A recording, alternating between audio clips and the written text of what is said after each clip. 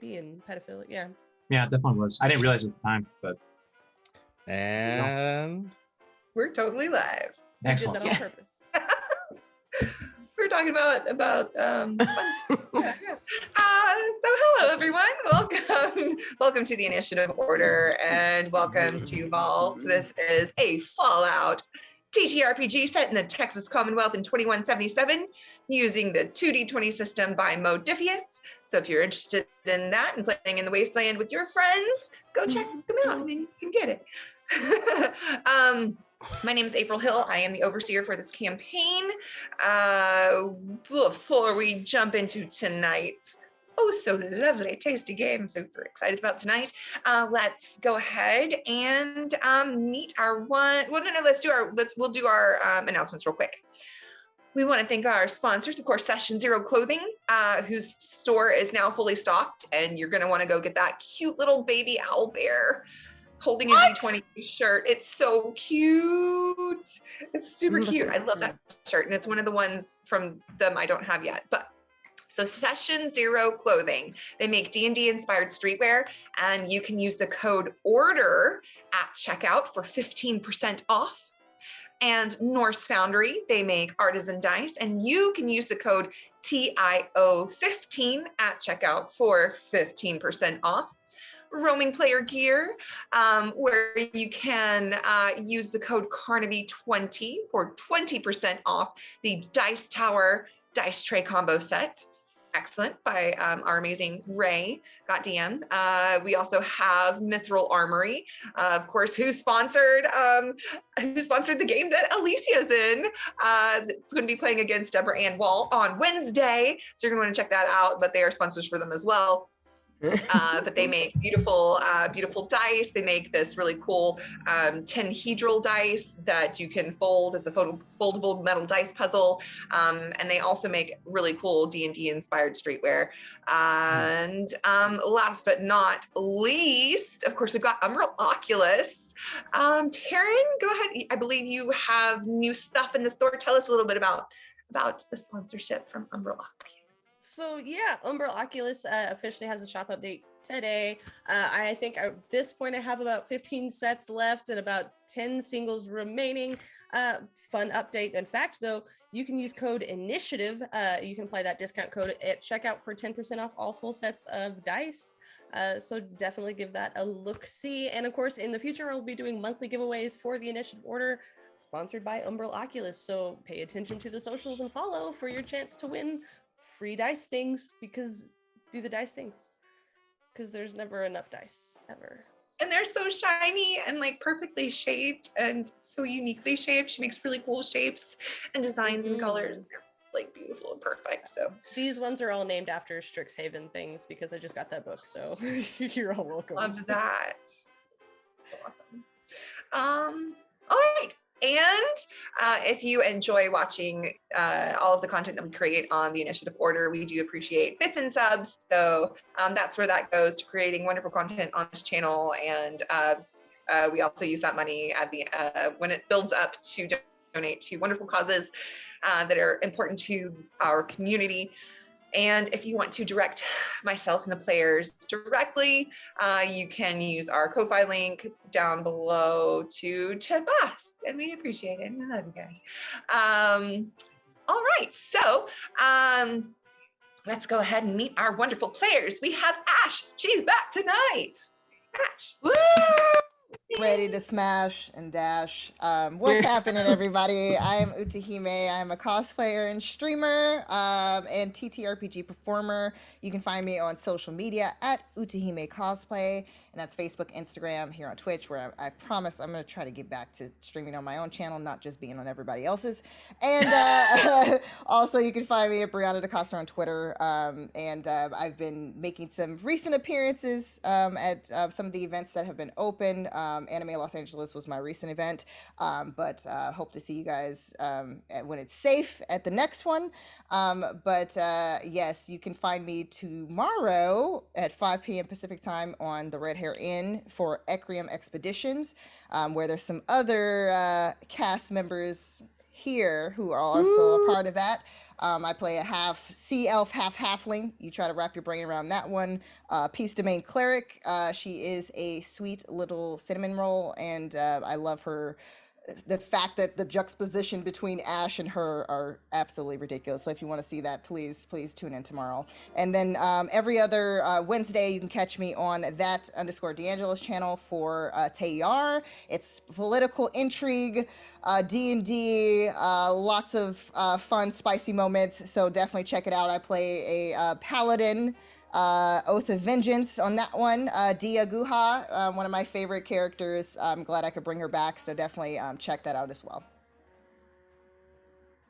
Yeah, like when you're friends, we like are in streams and stuff all together. It's like everybody's like in this stream and that stream and that stream. It's like I love it so much. I love it. Everybody's so wonderful and talented. All right, Sugar Cyrus had a big episode last week. Hey, I what mean, can you say? yeah. Hey, what can I say? It's Jay, casual.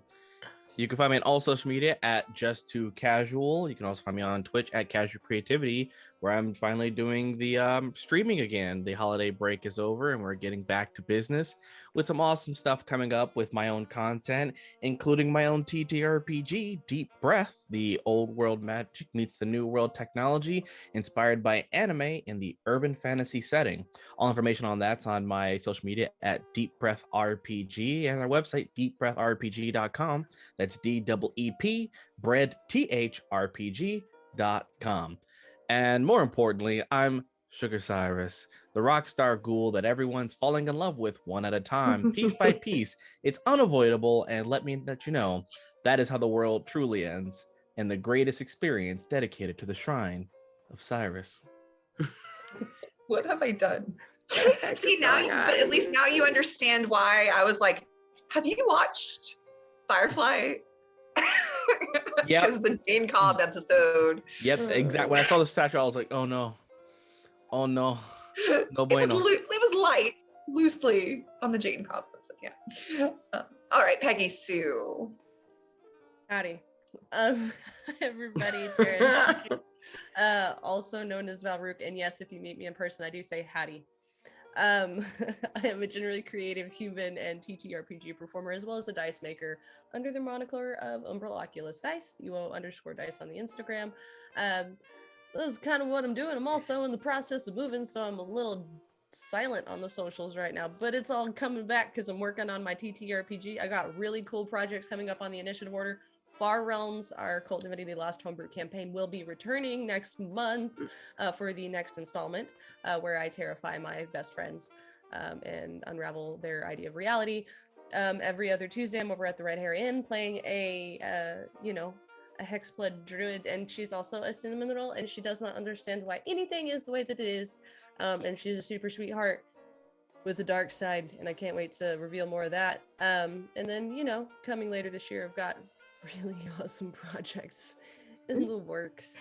So follow, do the thing. Julie, do the thing. So that's me. Super spicy stuff. Oh yeah, and I'm playing an angsty cowgirl, Peggy Sue James, who does not know what the fuck is happening right now. Just got laid. And then finds out his girlfriend from 100 years ago is still alive. Yeah, she slept with somebody for the first time in like 5 years or so. It's fine. Whatever. It's fine. NBD. So Ash was missing a lot. Well, she was busy scrubbing necks and stuff. So scrubbing necks. Oh, it's okay because tonight's got a lot of stuff going. It's gonna be good. Okay, Marcus Cole. Howdy. My name is Justin, and I do play Mr. Marcus Cole, gunslinger extraordinaire. Only thing I have to say is if you see or hear anything odd, our DM has insisted that we keep Pornhub up in the background. Not quite sure the whys, but it's not Pornhub. Weird. She sent the link out and everything, and we have to keep it up. I don't know why. Whatever. It's her. Gotta keep it up with Pornhub. Yeah. All right. It's what we're using for subtitles, and it seems like a weird thing to use for subtitles, April. That's all I'm saying. Okay, Mr. Marcus. I didn't come up with it. That's okay. And we are gently trying to pressure Justin into possibly running a Star Trek game for us on the initiative order at some point. Ooh. Star Trek Adventures. Mhm. As everyone knows, one thing Justin does do is peer pressure. I know, this was like, we're just gonna Dig pressure it. you. And of course, Tipper. I'm just kidding. My name is Alicia Marie. On socials, I'm Alicia Marie Body. I'm a costume maker, an RPG performer, and I'm presently, like Sugar was saying, or Jordan, hey, casual, said we're back to work. So I've been making costumes like a crazy person, basically been under it for the past couple of weeks. I'm really excited, like April was saying, for Wednesday, because my bout with Deborah Ann Wall for Champions of the Realms happens. We'll see what happens. Wish me luck. Who knows? I mean, she's pretty good, just a little good, just maybe a tiny bit. Other than that, tonight I'm playing Tipper. She's a homebrew artificer. Every time we do this, I never know how to describe her. She's basically a cyborg human that we homebrewed specifically for this show, for this system. Yes. Right? That's what we're saying? A highly... Not human. Yes. She just looks human. She's a very, very highly advanced prototype synth. Yes. Yeah, I should write that down so I don't have to re-say it every time. I'll put it on my pad. Think Westworld. So Westworld. Is she Yes! real? Is she not? Well, we don't know. Westworld. She's Maeve, but I miss that show. I love that show. yeah. Oh, yeah. So, all right. So, I think that's everybody. I think everybody's ready to jump into the next game. It's going to be fun. Grab a drink, a flask, a friend. Is my new Coca-Cola flask. I'm so excited. I got it for That's Christmas. very cool. And everybody, let's get a little wasted.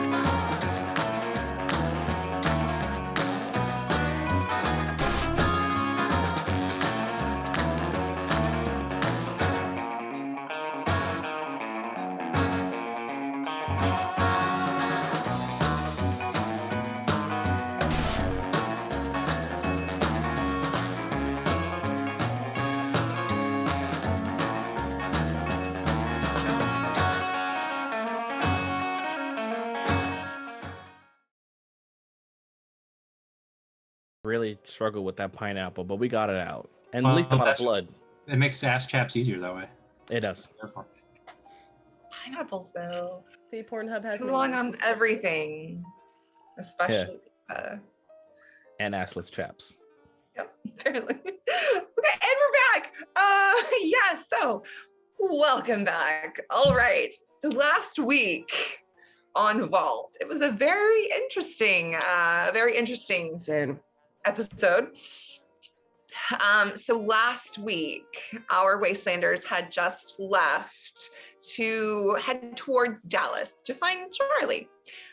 It was going to be a couple days travel, and on their way, they eventually start to hear music in the distance, familiar music, especially to the ears of Sugar Cyrus. And as they get closer, the music gets louder, and they come to a town that is barricaded and fortified, not like a raider camp would be, but more of an established settlement. And as they get closer, they saw that there were posters all over, posters and memorabilia posted all over the barricades, as well as the inside of the town. And once walking through the inside of the town, they start to notice that people in this town have features like sugar. A little kid comes up and dotes on Sugar's attire, saying, "Are you one of those cosplayers?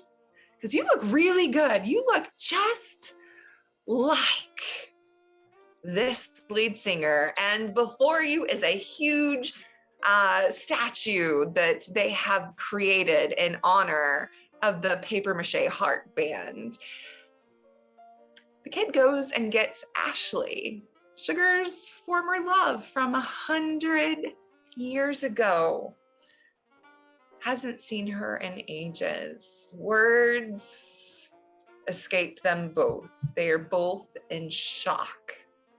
But they do eventually get an invitation to come and stay for the night and rest and get caught up on the last 100 years. The group gives Sugar and Ashley some time alone. They have their inside jokes. A lot of it hasn't changed, but a lot has changed. It's been 100 years. They're both turned ghoulish. Ashley, who had just announced her pregnancy to Sugar right before the bombs fell. Well, turns out she did have that baby, and that baby grew up and had babies, and those babies had babies. And eventually that child grew old with age and had a long, happy as you can have life out here in the wasteland, but did pass on. But the legacy that Ashley and Sugar had created lives on in the grandchildren and children and great-grandchildren all around in this town that now serves as almost a living daily music festival in honor of their legacy. Well, things were a little awkward for Peggy and Sugar, seeing as they had hooked up right before this all happened. Peggy needs some time alone to herself and get some time away, has some conversation, trying to figure out what the next move is. Eventually, Sugar and Peggy decide, let's sleep on it. Let's discuss this in the morning and see where it goes. Ashley and Sugar have some time alone as well and talk about what do they do now? They both have seen other people since. It's been 100 years, of course they would.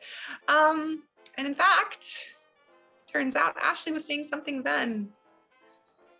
Seeing someone then. So maybe now wasn't the right time, but they're both ghoulish, so who knows? And Sugar, of course, has promised to see some things through, especially with Peggy, and help her get the divorce she deserves.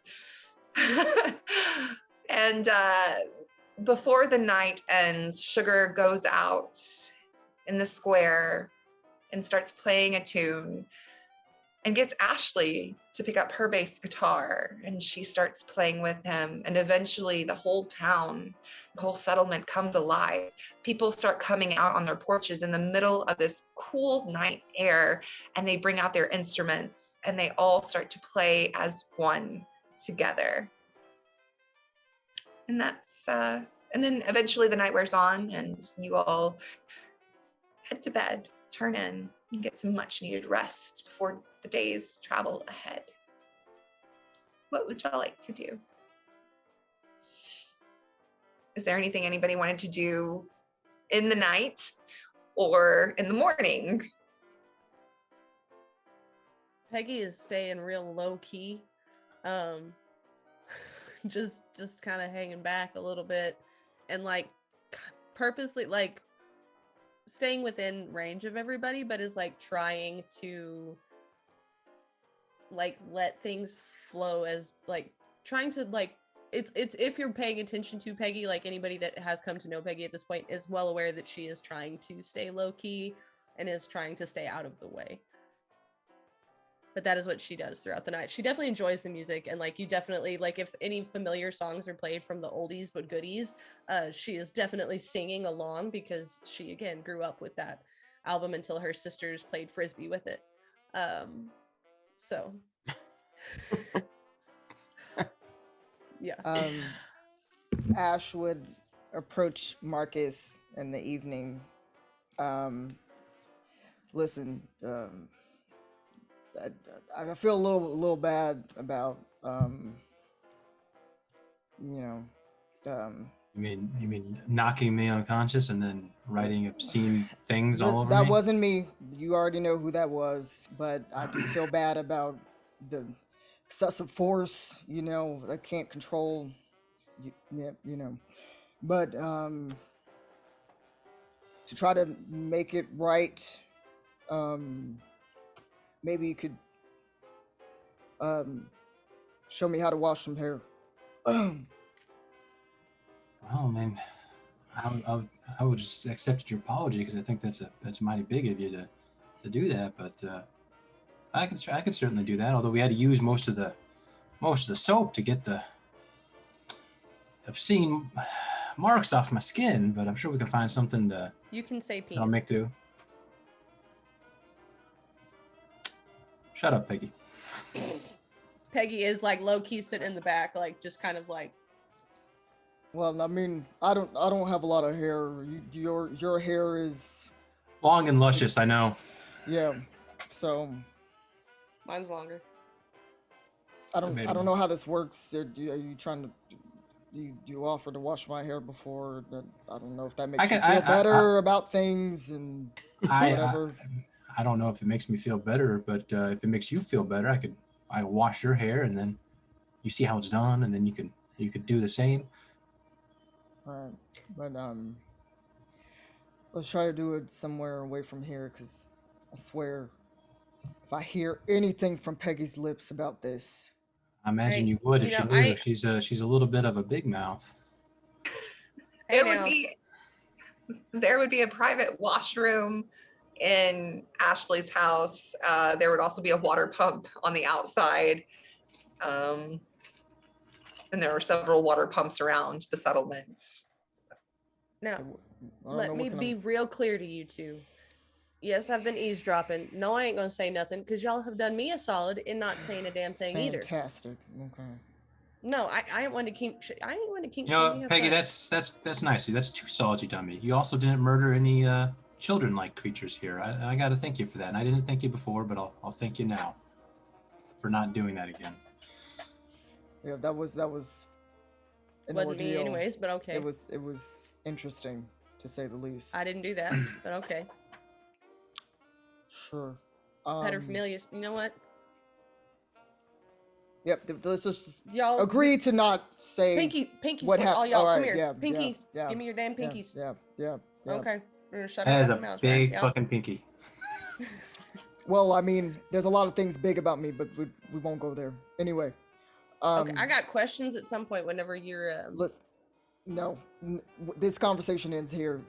But you volunteered that shit. I gotta be honest. I'm not often. I completely agree with Peggy, but in this instance, Ash, you did volunteer that information. It's you might not want to leave that hanging. Does it? This is a circle. This is a circle of trust. Okay. This is a circle of trust. You know what? We'll do that later. We'll have some beer. You know what? Let's do that. We'll do another time. I think right now let's just focus on getting that hair nice and smoothie silk. Silky y'all smooth. do the silky smooth. I have a big head too, if you haven't noticed. I had not noticed. Oh, I had not. That's. I had not. Now that you mention it, though, but it is proportionately to the rest of your body. Yeah, that's. And it fits your hair well. Yeah, unlike a friend of mine, but neither here nor there. So, let's just go. Passing question: y'all ever think that sometimes you're just not meant for a happily ever after? Is that something that ever crossed your mind? 100%. Yeah. Okay. It's the wasteland. Is there such thing as happily ever after? I don't. think that exists. Cool. And then she's walking away, like pouring some of her tequila into her glass and like going and sitting like off to the side. There we go. She's gonna be just fine. Yeah, it's just kind of. Yeah. All right. So, do you need certain water pressure for this task, or what? No, how does this work exactly? You could do it with no water. You could just do it with a bowl of water if need be. But if there's a water pump, we could use that and all right, a little bit of soap we got left. Lead the way. All right. Marcus has sobered up mighty quick. Okay, so the two of you head back to Ashley's house alone. I assume get a couple buckets of water from the pump and go into the washroom. Warmish if possible. Warm if possible. Yeah, you could heat it up on the stove. Sure. Let's do that. Yeah. Yeah, gas stove.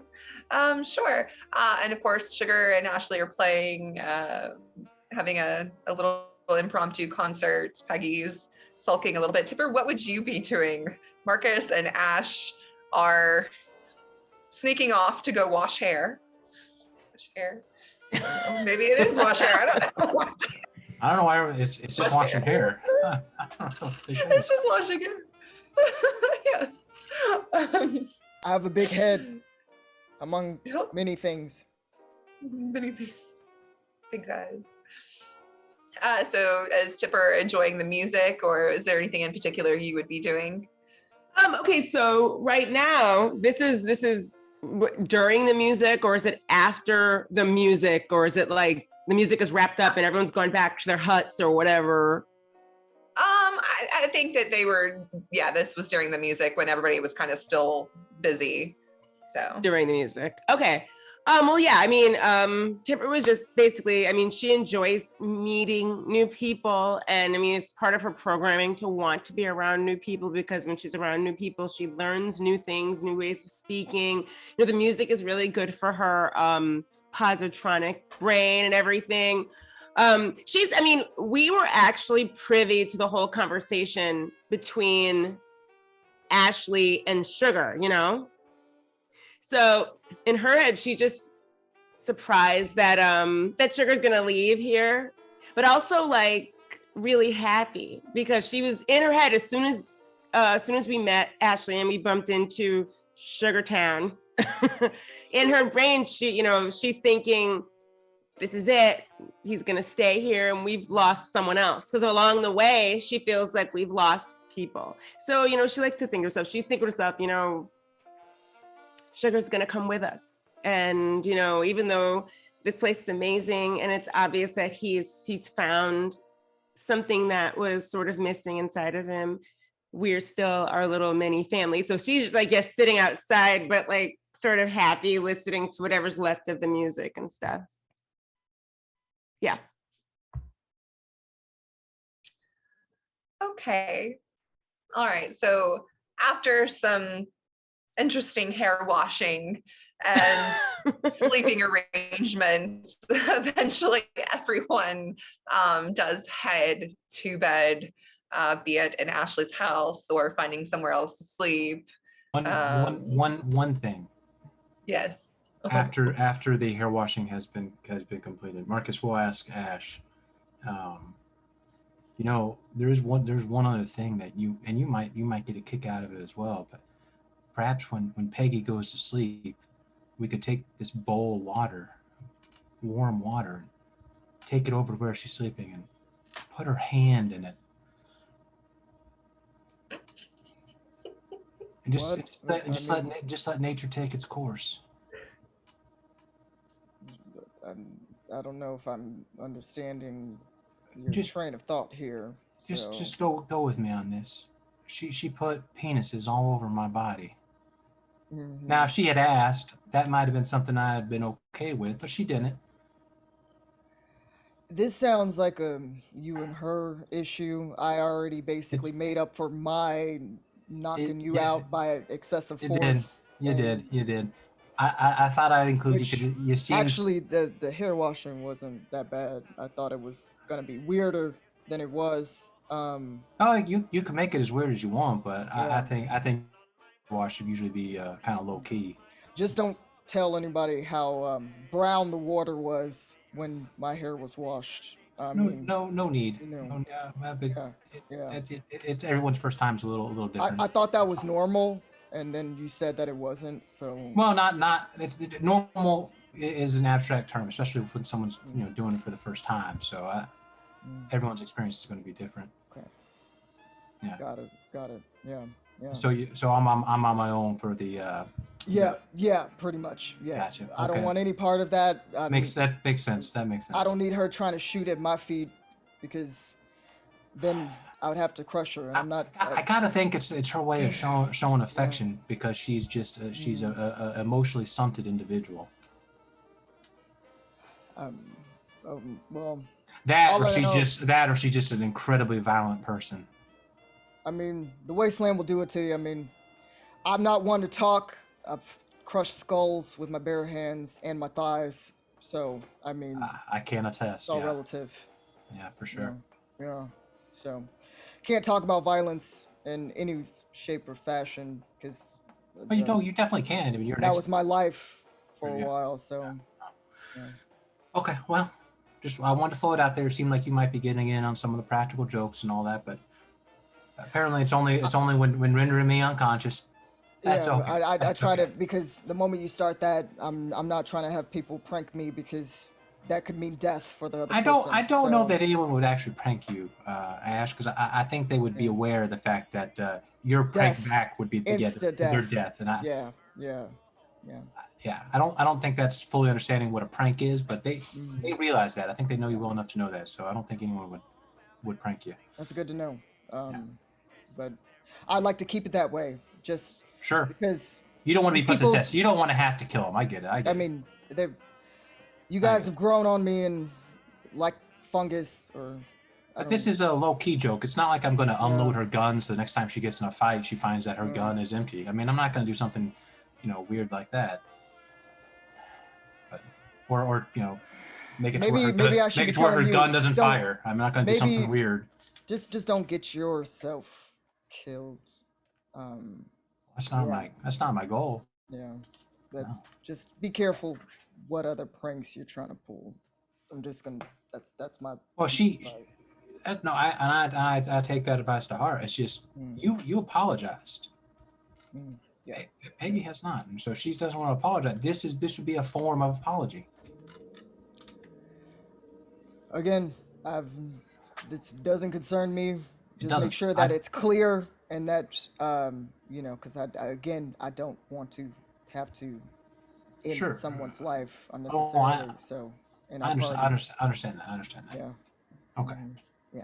All right. So, okay. So, is everyone going to be sleeping in the house? Marcus took a lot of time to fucking set that up. He spent minutes setting up everyone's pallet. I'm curious, fucking sleeping bags. Are you sleeping downstairs with everyone else? Yeah. No, Sugar's sleeping downstairs. Okay. He's just waiting for everyone else. Ash is far away from where this prank is going to happen. So if that means close to Tipper, then that's fine. That's not where your blanket is. That's not where your sleeping bag is. Well, Ash will have moved it to wherever Tipper is right located. It's right in the fucking middle. No. Ash will wait if she has to move her sleeping arrangement. Sleeping bag. Peggy will wait until everybody else has gone in and started to settle down, and she will look around at everybody, grab her pallet, in fact, and move it to the other fucking side of the room. I think Marcus has actually set up a blanket for it. Like, she doesn't want to be anywhere, like... We've got a blanket for it going on, guys. If there's like a sofa, Peggy is moving part to of the blanket. It's part of the blanket other fort. Side. It's the west end. That's the west end of the blanket fort. You can't do that. Ash, whatever arguing is going on over Ash's pallet, Peggy is just like, nope. Marcus looks disheartened that everyone is leaving the blanket fort that he painstakingly. Sugar's not. Sugar's sleeping already. Sugar's sleeping. Okay. Marcus appreciates that. Okay. Peggy, what is your perception number? My perception number is a 7. Shit. A 7. Okay. A 7. Okay. Oh, I got points in sneak. Yeah, that's what I was gonna say. If you will So do do a I. sneak, I've never check, used it. What is it? I've never done sneak. I don't know what the fuck. I don't know sneak, why I haven't. Agility. It's agility. Oh, plus agility. Sneak. It's Can I do agility. sneak? Can I do sneak and perception? With perception, yes. Instead of agility, yes, you can. Since I'm Yeah, that being will be pranked? yours. So it's going to be, and you can only do the 2 dice. You can't use Okay. action points. That's What fine. about, what about luck? Can we use luck to reroll? Luck is your own resource. I don't see why not. I don't think that the book says that you can't use luck. It's action points. So sure. Okay.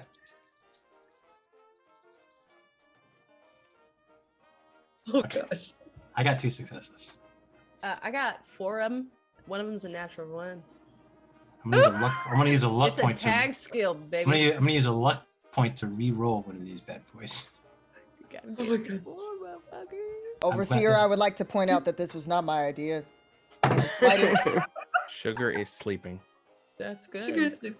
Still, Oh no. Ash is pretending to Oh. be asleep, even if they know that she's not asleep. still 2 successes. I will point out. Oh yeah. Both individuals have been drinking, so I feel like Peggy has had 3 drinks all evening. oh bullshit. Yeah. Peggy's had a very She- sobering experience watching the person she Very so- just loved meet their ex. I don't know. That's pretty. Yeah, she's just kind of. She's also been trying to be more sober, but that is more sober for her. Okay. I will say, Marcus, you start to take the warm bucket of water over to Sure. Peggy, and you start to lift her arm from her gun. I assume that Peggy sometimes sleeps with her hand on Oh her yeah, gun. no. I imagine Ollie she V, just like the stock of Ollie V is like right here. And you start to lift her arm to put it in the water. And Peggy, you can pretend to be asleep, or you can have your eyes Nope, she just shoot pretends. wide open. She just fucking pretends. Waits for his happy ass to walk away gleefully. And the Sure. moment his happy ass lays back down, Sure. she just walks over with that fucking bucket of water and dumps it on his crotch. Okay. Well, first of all, you'd have to crab walk because it's a fucking blanket fort. It's not. It's Okay, not she is like multi-ceiling. Okay. I mean, what the fuck? All right. It's as high as that goddamn couch. Okay. So you're gonna Fine, crab she walk just- with that bowl of water. Let's see if He it gets just takes sloshed the bowl around. of water All and right. chunks it under the fucking blanket fort. Wait, You- I'm under the. You're hitting sugar. You're hitting tipper. Nope, towards Marcus. Yeah, We're sure. avoiding the others. Yeah, because you She's could got control enough water. You could control water. You could control Bitch, the you don't throwing know, of maybe water. she can. Peggy Sue of the Shape Northern of Water water. Tribe. The Yeah. shape of Yeah. water, guys. Yeah. So the water intended to make Peggy Sue pee Sure. actually ends back up on Marcus. Sure. And for those of you that might wake up and hear Marcus, would you like scream out or say something, or what would you do if this happened to you? Oh man, I'm so awake. I imagine I just laid back down and she just crab walked back over there. So She can't crap. Well, I guess she can. She's in a dress though, so it might be kind of awkward. I think we've all seen it. I think That's not true. I think That's just not true. I think he's just gonna be like, okay, all right. Under her breath, she's just like, next time. You know, I could still have a simple conversation if you like. Would that be even Steven then? About. I believe you owe me an apology. I was just doing a lighthearted joke back. That was better than drawing penises all over somebody. I mean, you're not wrong. It's just been a long time since I've had that much fun. You are correct. It was a little vulgar of me to draw exactly three penises on your face. I won't do it again. But I thought you should know it did bring me just the slightest bit of joy. It did not bring me any joy. But it did enlighten. You should feel good, though, that it did make me smile. But I do apologize if it caused you any discomfort. I mean, your apology's gotten marginally better, but I'm gonna have to disrobe because I don't want to sleep in wet pants. Well, I'm gonna get out from under this blanket for it. You have fun. Drops the blanket. It's just. Oh no. Oh, Marcus is naked in the blanket for it. There you go, Ash. He half the time sleeps naked anyway. It's nothing new. Ash is not looking in that direction. Just you, like if anyone did look in the direction, you just see the head moving side to side, just and trying to go to sleep as best as she can. Oh, all right. So Marcus lays out his breeches to let them dry before morning, hopefully. Because apparently he doesn't wear underwear, so. Oh. Who wears underwear? Not Marcus. Especially in the fucking wasteland. Like, who's gonna? All right, and everyone settles down and gets as much rest as they can, given the day's experiences and revelations. In the morning, Ashley has prepared, and a couple of her descendants have prepared some breakfast for you all, and also given you a couple of different bottles of water and rations for the road. Is there any other goodbyes that you needed to say, Sugar, before heading out? No. Oh. No. like the gist. The music was goodbye enough. Okay. Yep. Sugar said all the goodbye necessary. Okay. So you all continue on towards Dallas then, unless there's anything else anyone else wanted to do. Yeah, actually, before we leave the house, before we leave the whole compound or whatever, Tipper's gonna just catch up with Marcus and like catch up with him and sort of lean in like as quietly as she can and just say, you know, I didn't have to shut down for a really long time last night, so I ended up getting up early and I was walking around and I noticed you had your pants were very wet outside. Yes. And I just wanted to say, like, you know, correct me if I'm wrong, but I do think there was facilities in the actual compound you could use. You didn't, you know. I know, but sometimes when I'm deep in my drink, I can't take the time to go find a facility, and it just happens sometimes. It happens to the best of us, Tipper. It's okay. I understand. Thank you. It's okay. You know, you maybe don't next time. Don't let me drink so much. I won't what? Don't let me drink so much next time. Far be it from me to stop you from doing something that gives you so much joy, Marcus. That's the only reason why I didn't stop them from drawing on your face. I realized that we're all trying to find things that give us happiness here in the wasteland. And she had the marker, and you were available. Those are all true statements. I just wish I wasn't at the butt end of it. Well, it looks like you have your toes attached to your feet. Successful night, I'd say. Marcus. Well, she has yet to actually shoot them off, so I think that means she cares. It's progress. Do we know what we're doing when we get to Dallas, by the way, you guys? We're getting Peggy a Texas divorce. Yeah. Exactly. But do we have like a plan of action, or are we just gonna waltz in? We're gonna waltz in. That is the plan of action. Well, we're gonna waltz in with a 6'2" blue-haired. Let's not do that part. Actually, you know, we don't have a whole lot of. We're just gonna go in and start asking around. I do have to say, Daddy, you mentioned that the 6'2", but Ash, your hair today is looking especially nice. It does look rather silky today. It's pretty bouncy. It's looking more. It's got some more volume to it, I think. Can we like cut to like a scene of? It was the Pornhub. Is that?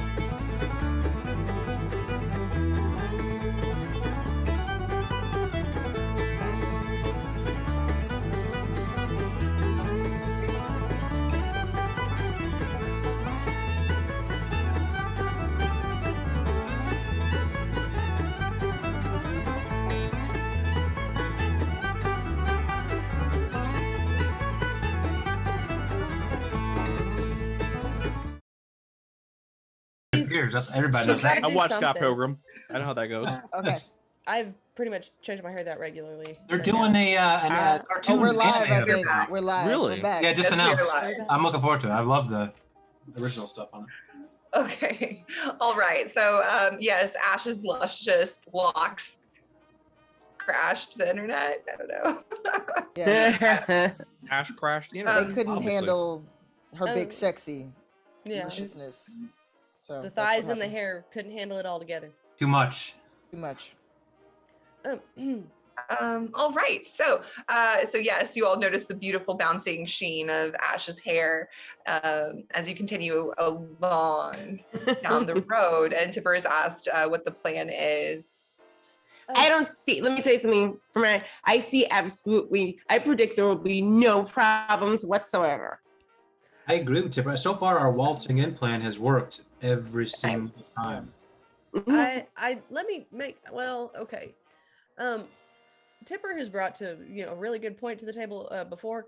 That being that Charlie probably knows that I'm coming for him. Good. It'll make him sweat. He'll live in fear his last few days. I don't know how much sweating's going on because he don't have no skin. Oh, probably you're much. right. It may hurt him to sweat. Actually, that might I be. don't know. Well, but also if that's the whole thing, and they're the Cowboys, and we're coming, they could be pretty well armed. I don't want to worry about it too much. I mean, you got justice on your side. It'll all work out. Oh, yeah, that seems to work out really well in the wasteland. That's true. Have we made a splash anywhere that maybe people have been talking about us anywhere? Do you think? I don't know. How about Fort Everywhere. Stockton? Mhm. And I'm Hub already City. known as a Yeah. bounty hunter anyway, so I that think means he there's knows that a- I've been doing. I think there's an old lady on a farm who's definitely singing our praises. Oh, I heard y'all. I talking thought we about were. it. I thought we were doing sarcasm. Is that not what we're doing? No, that's I definitely. Okay. still can't look at pumpkins again after that. She made Didn't we such have a. pumpkins She for made every such a good meal? pie. She made such a good pie. I Didn't we think I know who shoot y'all the are guy? talking about, and she does have good food, but you know what? Let's just not. Why don't we get there? Why don't we get the closer and we can maybe come up with a plan? I mean, we got to get there first, right? I mean, Again, what is going on? go It ahead. might be Pornhub. Might be Pornhub. Is it porn? Maybe. See? Like the software is. It could be the software is doing something. Whoa. They need. Yeah. Zoom needs to figure it out themselves. Not Zoom or whatever. Yeah. So we need to do. Should we close our Oh porn? wait. hub? Hold on. No, Are we back? no, we're back. We're back. Yeah. Whoa. They're playing us. Tech gremlins are Sorry, playing us. guys. Yeah. I don't Tech gremlins. know what's That ain't going cute. on. Yeah. So Sorry, guys. Thank you Yeah, for sorry staying about with us, Wastelanders. Lo In the chat. siento. You guys It's are really the hard to best. get a signal in this wasteland. That's how it is. Yes. there's just no Struggle is towers. real. Strong in the wasteland. We can't even get 1G out while we're out here. So When she. Oh God. At some point while they're walking, like just going along, Peggy will obviously kind of walk closer by Sugar and do the slowly pushing the crooked girlfriend walk where you can't walk straight and you are slowly walking into the person and Mhm. edging them over. Leading things. Everybody knows that exists. It's true. And eventually Peggy will kind of lean over. So you're still with us? Sugar looks back. Unless I'm an exact clone of Calvin after becoming a ghoul and sitting for 100 years, becoming like wasteland jerky. Pretty sure I'm here with you guys. Can Tipper lead over to Ash and go, "Who's Calvin?" You gotta catch up. You are so behind. No. This thing.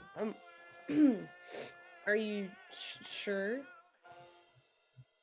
Am I sure that I'm Well, traveling with you guys to Dallas? Okay, you know exactly what I'm saying. I do, but you aren't saying it, so I can't answer the question if you don't ask it. Are you sure you want to come with all of us particularly me. You are so terrible at direct confrontation if it doesn't involve bullets, huh? A little bit. I can't help it though. I'm getting better. You are. I've made my choice. I'll walk the wasteland and see what wonders we may find. And by we, I may or may not be including you in that description. Well, I may or may not be excited and happy about that. Well, I may or may not be pleasantly surprised. Well, you may or may not be. It's Thanks. okay. I'll stick to the words, you stick to the bullets. Probably a good idea. And she like does like the shoulder thing and will like kind of like just continue to yeah. And Sugar will just take the free hand on that side and just grab a few of your fingers, just like I'm gonna hold your hand. You can try to stop it, but we're holding hands. And she will look away and look back, like to see if anybody's looking, and then just go with it.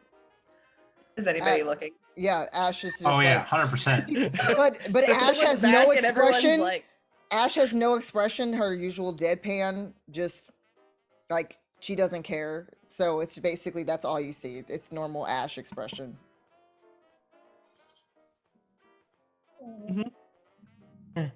Timber's face is sort of like this, and she leans over to Ash and says, "Have you ever been in love before?" While still looking at Peggy and Sugar, but directing the question to Ash. That's disgusting. Absolutely not. Anyway, so Calvin I don't know. I remember equals that Sugar in a past life. Dean individual. Wait, is Sugar saying this out loud? Out loud. Wait, because Tipper's loud. Maybe. Yeah, Tipper said. Peggy and Sugar, the shortest love story that there was. Yeah, Sugar is dead. Overseer, is there any type of rock? Oh in the Jesus! Sugar's wanna- head gets cleaved off with a rock. I just want to emphasize Sugar has no armor, no health. Sugar is very squishy. Yeah, and you're like, Is there a Hear me rock-sized hole appears in Sugar's chest. Hear Are we me just out. gonna beat each Hear me other? out. Hear me out. So Ash, being Ash, she knows how to aim when she wants to. So all she wants is that wind past the part of ear that's left on Sugar. Say goodbye to your ear. Just Yeah, to, that ear's gone. just to feel the wind, the breeze, the hot breeze. If it's hot outside, I'm pretty sure it is. And just the dust just go past him. So then he's very aware that if he continues to with this conversation, it's not gonna miss. If that makes sense. It's hard to Because it's hard Sugar, to you- miss me. Not gonna lie. No, she's purposely doing this. So it's like, whew, you just hear the like that force behind it, like it's just wheezing past, and you're just You like, heard a whoosh. yeah, you heard a whoosh. And Sugar's gonna hear the whoosh Ash, without they're breaking having a a beat, moment. without breaking a step. We'll still be staring at Ash. And like, yeah, I know what kind of feelings you had. Pushing it.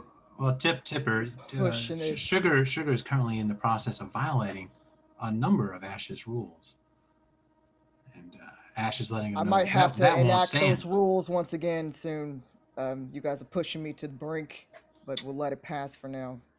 It's okay. We love you too. I think Yeah, that's a lot of growth on your part, Ash. No, I didn't say anything about love, and that's disgusting. Anyway, But what if one day you are in love with someone, or like someone you're meant to be with? like, I No. mean, you guys are the only people who have been hanging around, and love is a strong word. Let's just say I mean- not hate, when I don't feel hate towards any of you. If you So say she love is- enjoys our presence. I'm saying love is a strong word. You're a strong person. It seems like love is right up your alley then. You were gonna get us both killed. let's see, is there a boulder in the area?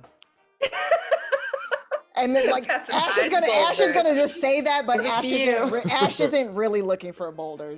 Ash is just saying that to kind of like the low It's a key big threat. dirt clot. Yeah. And Sugar just leans over to Peggy. I have like several cases left of Viking beer.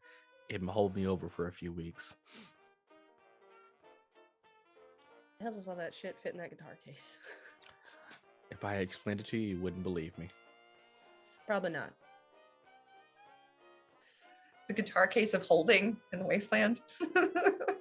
It's a junk jet. It's a junk jet. A junk jet does hold a lot of stuff. I played Fallout. You could carry 450 pounds or something and never have a backpack. So I'm just saying. It's plausible.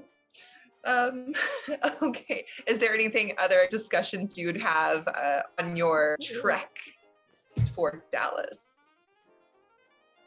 Okay, around us, is it just a straight trip? Are we seeing like beings as we walk by? Are we seeing animals? Are we just walking straight? Is there a bus anywhere? I'm just kidding. I mean, would you be traveling on the road, off the road? What would your course be? Well, you usually travel like off-road, right? Probably on the road, unless Probably mostly on the we road. usually do the unless road. we know an area specifically potentially dangerous. Yeah, we usually do the road. It's the road. Who here knows the correct direction? Who here has like Teen Mind or something like that knows north south? You, Sugar? Okay. Sugar has a pit boy, and Sugar and Ash both have a pit boy Well, that and also, has a map. let me a make free it real map, but- clear to those of you who are not familiar with this region of Texas where we are currently at. Mhm. You can see in all directions. As long as you can see where the sun is at, you know exactly what direction you're going. It is. Oh. I can- Also, if- also, you got to remember, Peggy is guided by vengeance. This is true. She I cannot. She can like feel.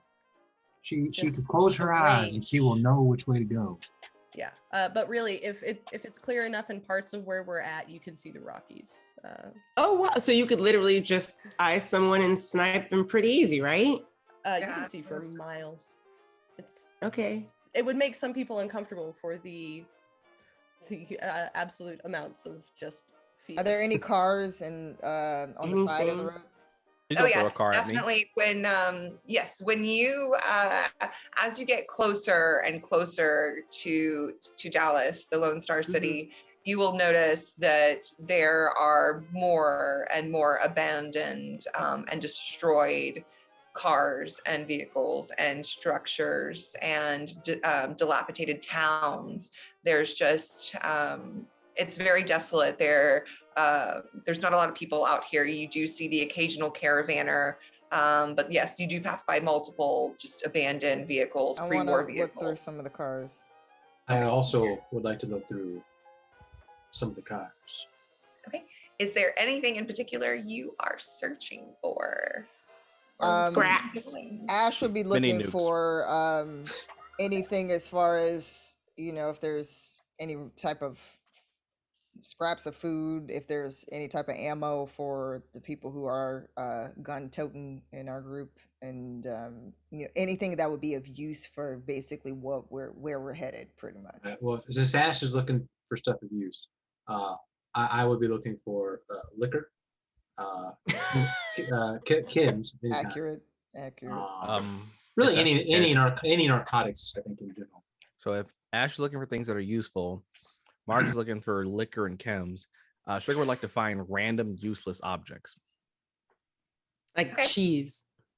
Hey, first off, cheese is very useful. Okay. All right. Ash, I would say that you would find the plans for A Death Star? a shock mod. Okay. All right. Which can be applied to a lot of melee weapons. And I believe even to a super sledge. Marcus, yes, you would find more ammo for your favorite gun, Winona. You would also find I was down to one bullet. you will, yeah, you But will you were find looking about- for alcohol. I'm kidding. What? I'm kidding. yeah, you'll find about 45 rounds of ammo. Ah, more than enough. Like a box, yeah, so like a box. You would also find 2 bottles of pre-war Smirnoff Ice. All right. Oh. Flavor? The orange flavored. Oh, the- screwdrivers. Got it. Nice. Screwdriver kind that you like, yes. As well as a bottle of Sky vodka. You're Okay, spoiling that's me. You're not so spoiling me. bad. All Party right. tonight. Sugar, you will find a world globe, a cracked world globe, Oh yeah. a packet of pencils, Pencils. 2 textbooks. One of them is the history of the United States before it became the Commonwealth, the 13 Commonwealths. And the other one is a textbook on physical education.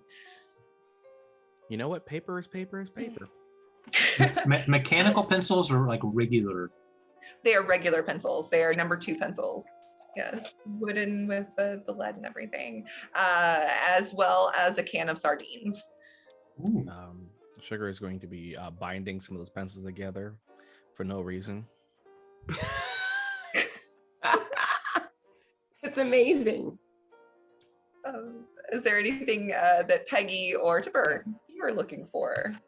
In Peggy is- general, Tipper Yeah. just likes metal scraps because at some point there's something she wants to rebuild badly. Yeah. All right, I would say that you would probably find a 6-pack of aluminum can Viking beer. Oh, I find it. Yes. Into my backpack it goes. Definitely a party tonight. as well as a couple of the pink flamingo yard decorations that have metal fixtures on the inside of them. So the metal legs and the sticky parts that go down as well. So the yard flamingos. The wheels are turning. With a bunch of pink flamingos. So you'd probably find about 4 of those in the back of a lawn service vehicle. And 2 broken lawnmowers. Push Ooh. lawnmowers. 2? 2 of them. 2 broken push lawnmowers. This Let's- is like a gold mine. This junkyard. What is we're in a junkyard? What are we in? We're on the fucking road. You are Dallas. outside. You are a little ways outside of Dallas, in the suburbs, basically in the burbs. You're getting closer and closer, so there's a lot more junk and leftover vehicles and houses and whatnot. So we're in Denton. Sorry. Basically, you're basically in Denton. Yes, why not? I love it. Yeah, that's a fairly accurate statement. Yay. Texas jokes. The roads are actually improved from what they once were. Such Yeah, a y'all. Peggy is looking for explosives as always. No. She actually specifically she is looking for like old lighters. She's looking for lighter fluid. And as always, she's looking for like knickknacks, belt buckles, stuff like Patty that. wax. You know, that's what Peggy's. Shape of gun, dart she's kind guns. Yeah, she's looking for any kind of like knickknacks and specifically explosives. Okay. Or a lighter Oh, let fluid. me ask you a question though, really quick. Lighter fluid and Peggy. cigarettes. Belt buckle or explosives? Either one. You pick. True to Texan. Yeah. Yeah. You find, I would say, 2 frag grenades, 2 bottle cap mines,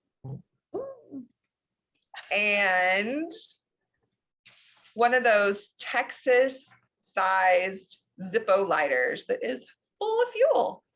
You know, What? you This know is called a the one that's flamethrower. like the size that's Yeah. like 2 times the size of my phone. It's like For the big real. Zippo No. Texas. And you said Yeah, Flamethrower. you're huge.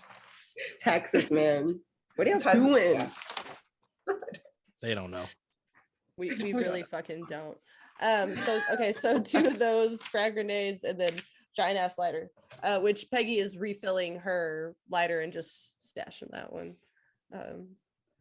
So she refills her B lighter, and then is coveting her mines as they're walking, and she's preparing them and putting them in her bag. Sugar would like to see, even though I found a bunch of mundane stuff, I'd like to just find more caps. Okay. I'd like to use Cap Collector, the perk I got, to get like 20% more of whatever I You got the find. Cap Collector perk. All right, you find 64 caps. That'll do. Yeah, 64 caps. Okay. A little bit more. Oh, that'll do. That'll do. I'm excited for this. Sugar's a little poor, but it's fine. Well, the 2 bottle cap mines have caps in them as well, so you can always Peggy's deactivate those. hoarding those right now. I mean, you could always ask her. Sugar's not going to ask for your money. Peggy does not care Exclusive about money. Yeah, but yeah, Peggy's just sitting there. Yeah, just happy as a clam. All right. Okay. So as you're scavenging and you continue on down the road, you do see as you get closer and closer to what Marcus would know as the Dallas area, you will notice there are a couple of little satellite settlements just around the outside of this very large looming structure. It almost appears like they took bits and pieces and the design of a stadium, like the Dallas Cowboys Stadium, and made a huge wall all the way around. Think of New Vegas. So if you played Fallout New Vegas, think of New Vegas, these huge walls all the way around Dallas itself. But outside there are several little vendors and shops and slums and trailers and makeshift houses built of plywood and particle board and bits of metal and corrugation and whatnot, and old pieces of cars and houses and buildings and whatnot just spread out. And you're getting closer to one of these outside settlements. No one out here seems to be dressed really in any kind of raider memorabilia, anything that you would classify as hostile, as a raider of sorts out in this area. But you do know from experience, especially Marcus, you would know from experience that that nobody really goes inside the walls unless they have business with the Cowboys. So there's no getting it in, but there is a settlement outside. And there are shops. You can see people selling ammo and weapons. There are vendors for clothing. There is a bar of sorts that has a nice storefront that looks like it's filled with all different kinds of liquors and beers and alcohols and different treats, pre-war stadium treats, like bags of old popcorn. Well, not old. Not too old, but popcorn and old bags of chips and potato crisps and whatnot. So. Is there a place that looks like they could upgrade like ballistic weave and stuff like that? Weapons, yeah, I was looking for that too. Well, not the clothing, but weapons. Yes, there would certainly. Yeah, there is certainly. You are right outside of a major city, so you would be able to find all of these things if you looked hard enough. Well, guys, do you think we should maybe do a little shopping and some low-key question asking while we're here? Probably. Might as well get ready for what lies ahead. Well, and also just FYI, if anybody wants it, we do have a certain somebody's necklace. So we do have a trinket if we need to pretend to be aligned with just saying. And we did actually go into that place that they were trying to go into, So we could probably, I don't know, I'm just saying maybe we can finagle our way in. And also don't go alone, because if you get shot, none of us will know. I'm pretty sure I'll be okay by myself. We should Fine. use the partner system, though. I think that's probably a good idea. Or we What's could the just stay partner together. system?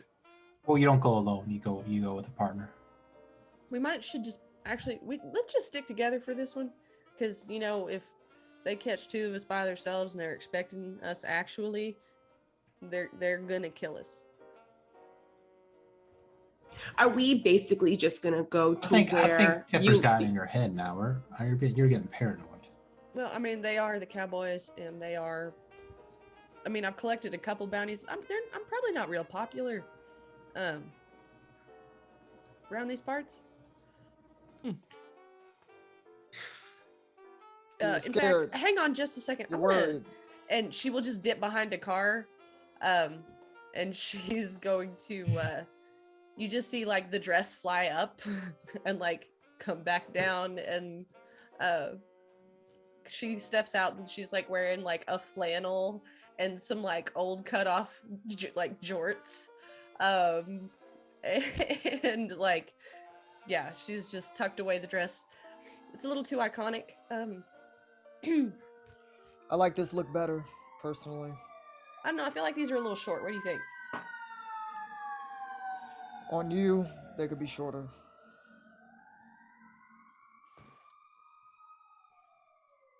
Well, I'm gonna go ask for. We're looking for Harley. We asked around for a man that looked like he got burned alive, right? I mean, that's true. Perfect. And then she's just gonna look for. My keen vision lets me locate anyone who seems like a very rumor monger, a gossiper, someone who doesn't know how to shut up. I'm looking for one of them. You see one immediately next to you named Tipper. What was that? Did you call me, Marcus? Marcus, don't forget, you need more sleep than me. That's a solid threat. Tipper's the one that had the mark. She's the one that had the marker. That's true. Maybe we were worried about the wrong person. We should have been worried about Tipper all along. And I gave her the best place at all on the blanket for her. She never even said anything. I'm gonna try to see what can be done about this. And then Ash holds up the plans for the mod. Might prove useful. Who knows? Would that be the same place Marcus is going, or would it be separate establishments? You could Armor upgrade probably weapon. find, you would find a weapon. It would be weapon and armor, both. It'd be a combination shop. Yeah, you could find one of those. Well, Ash, I think we might be going to the same place. I was looking to try to stay alive a little longer.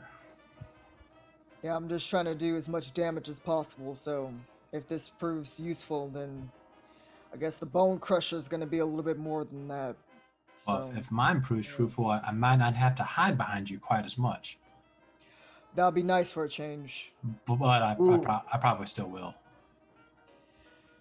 Yeah, well, here we go. Here's hoping. And then Ash will head in the direction of the shop, wherever it may be. Okay. Tipper, Peggy, Sugar, do y'all go with them? I think Yeah, because we're gonna stay together for now. That's definitely sticking with, yeah.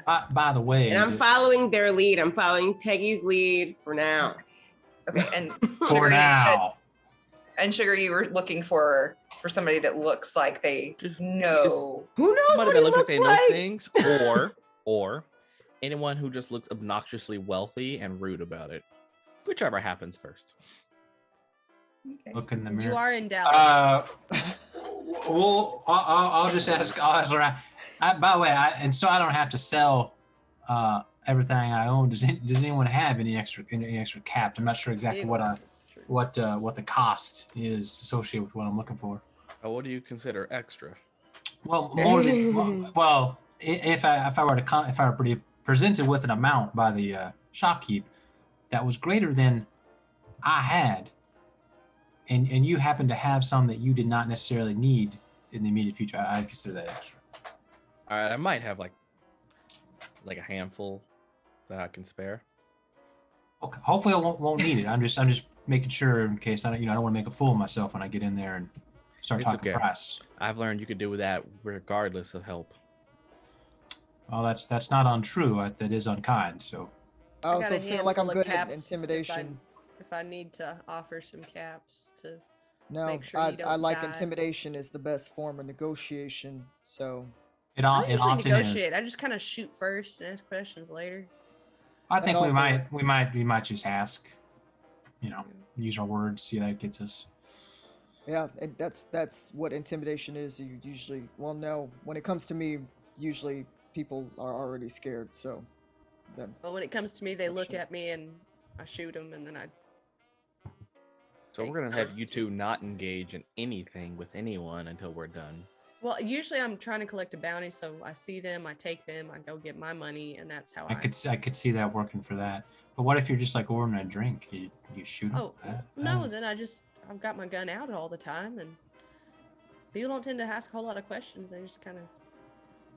are you sure you're not the one with all the bounties on your head? No, I Yes. make all the money off it. Sure. Oh. Well, I'm collecting criminals. I mean, there might be a bounty on my head, but it's not the same kind of bounty. Yeah, because I was going to say, human beings tend to enjoy retaliation.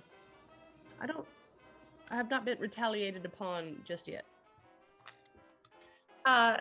You, as you're conversing with one another, you are attracted to this very beautiful shop. There are two shops right next to each other. One of them is decorated in bright splashes of paint. They have banners, paper banners of doilies, like doily paper banners of different colors and styles and whatnot, adorning the shop, and the smells coming out of it are absolutely beautiful, smells that you haven't smelled before. And right next to the shop, there is another shop that looks very crude and very just pieced together of different bits of scrap metal and wood. But you can hear the sounds of mechanical whirring, and you can hear you can see little bits of smoke coming out from the tops as if somebody is working on something on the inside. And just outside of the beautiful shop, you do see this woman who has she's got her hair pulled back in a ponytail, and the back of it is very poofy, like a nice little pom-pom in the back. And she's got on this beautiful dress, and she's looking around and listening very closely to all the happenings about and watching. And she's not really talking to anybody, but you can tell that she is listening to everything that's going on around her. She's located where? Just outside the colorful shop that's right next to the shop where the smoke and the mechanical sounds are coming out of. Well, I see. I'll have someone I need to talk to when we finish dealing with whatever business we have inside of that crude building. So you're going inside the mechanic shop? Yeah. Yes. Okay. Definitely. All right. Okay, so you enter inside the mechanic shop. It is lit up by several different crude light bulbs strung together, hanging from the ceiling. The smell in the air is thick with smoke, and you can smell oil, and you can almost taste a metallic taste in your mouth as someone in the back is working on welding a piece of machinery to what you're not really sure. Looks like some kind of contraption that would launch things like a junk jet, but it looks completely different. But you come inside, and there are a few other people working. There is, at a quick glance, there is a much older woman sitting at a desk behind the bar, and she's got a bit of headgear on that looks like some kind of magnifying glass of some sort, and she is messing with a bit of wire and circuitry. She looks very very keen on her task. She's paying very close attention to what she's doing, although her hands look to be very old and worn, and she's a little shaky, but she seems to know exactly what she's doing. And can Tipper nosily sort of just be drawn to her because she's a maker as well, and she's just sort of watching what she's doing, almost like maybe she steps a little bit too close to the woman, just sort of peering at her, and Tipper just looking at her, trying to figure out what she's doing. Okay. As you get closer, does anybody else go in? Everybody's going into the shop, but does anybody step closer? Okay. All right. So Tipper, as you get closer to this woman, of course, she does have the headgear on, and she is bent over, and she's got a little extra light, and she is working on soldering some circuitry and fixing some pieces. And you'll notice her clothing. Her clothing looks like that of someone from the wasteland, but underneath, you can just make out some blues and some gold. Blues? A blue suit of sorts underneath, just scraps, it's a very old suit that keeps her warm, and it's got bits of gold on it as well. And as you get a little bit closer, you can see through the sheerness of her shawl a gold 42 on her back. And as you're peering over and looking and getting closer to what she's working on, you kind of bump her a little bit, and she stops what she's doing. Oh, pardon me. And she just looks up at you, and she's got those magnifying glass goggles on, and her eyes are larger than they appear, but her eyes are just staring up at you, and she's kind of blinking at you. Oh, I'm sorry, I didn't mean to interrupt you. We're sort of a traveling crew, and we got sort of enticed by the sounds and stuff that were coming from your shop, and I just got nosy because I am also interested in things that are created and made by hand. So just being nosy. No need to stare there, lady. She looks around at all of you.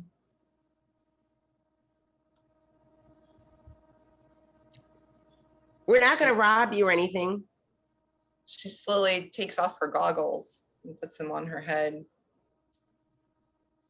And her mouth is just open. She's kind of in disbelief, kind of looking straight into your face, Tipper. And she moves to try to prop herself up to stand up.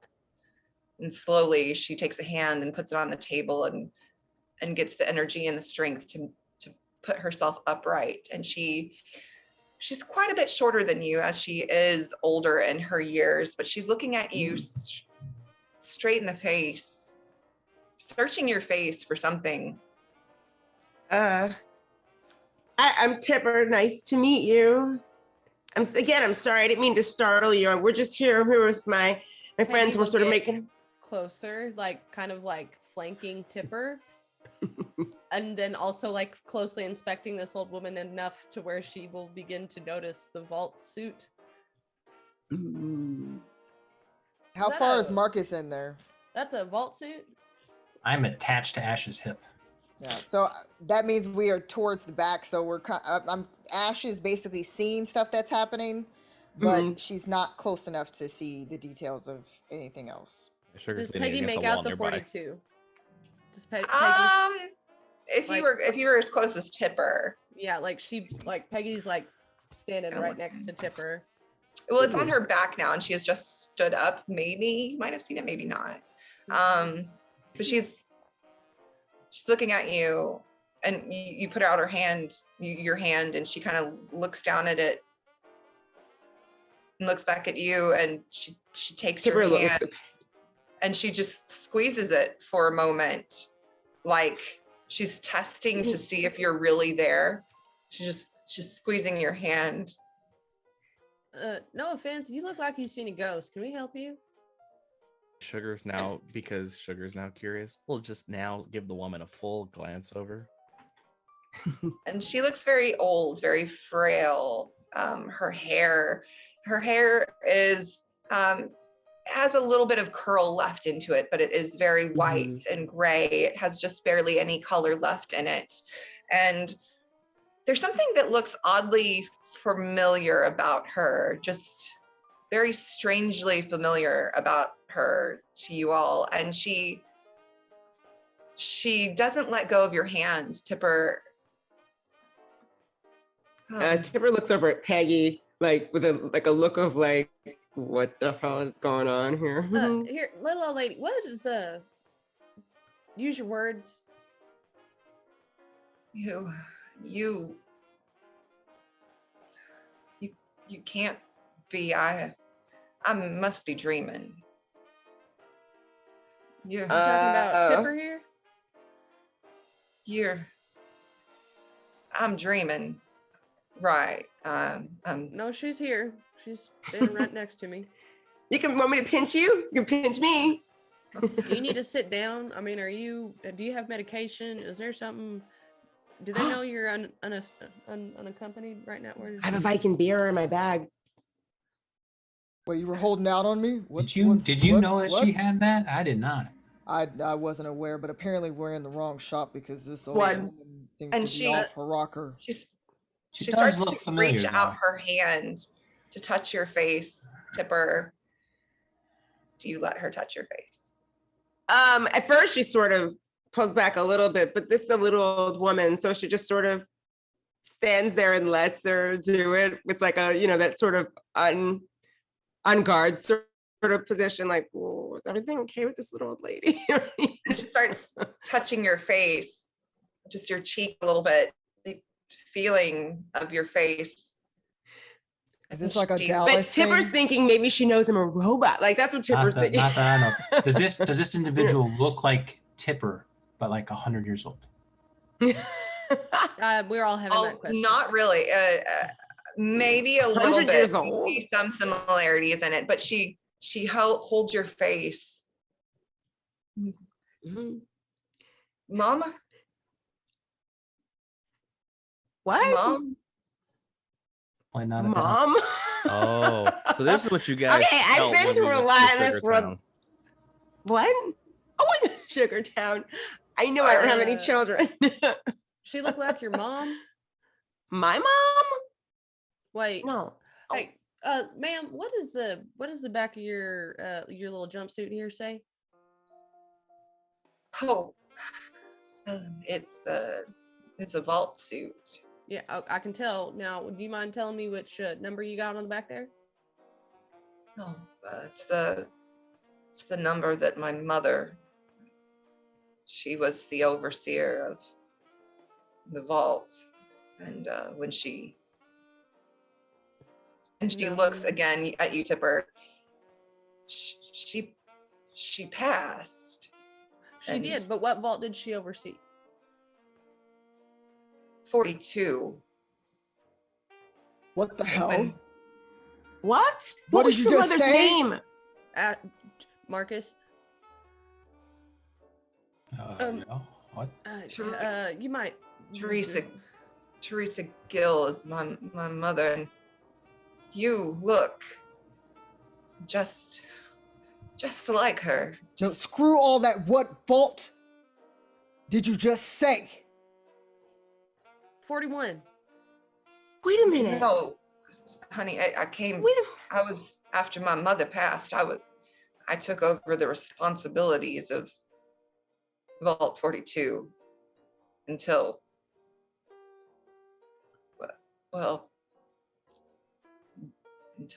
things happened, and then I wasn't. But how? You mean to tell me that you were responsible for the things that happened to us? Wait a minute. In Vault 42. She looks very minute. frightened. You see and where she Ash starts to rushes shake. forward and Wait a minute, slams Ash, the counter. wait, Ash. It's We didn't gonna get no answers this way. We're also being real loud. We need to keep that down unless we want to call attention. We got some questions for you, ma'am. We're not gonna hurt you, but you're gonna have to answer some questions. Is this an open air shop or is it a closed? open air shop. No, it is closed, but you do hear the I will close the whirring door. and everything, the welding that was going on in the back. You hear that stop. I'll close the front door. Now, okay, now we got lots of questions here. We're not trying to start nothing. We got a couple people owed some answers. I've got a couple questions myself. Okay, You yeah. look and she got some- takes out a photograph from one of her pockets, her hidden pockets in her suit, Mhm.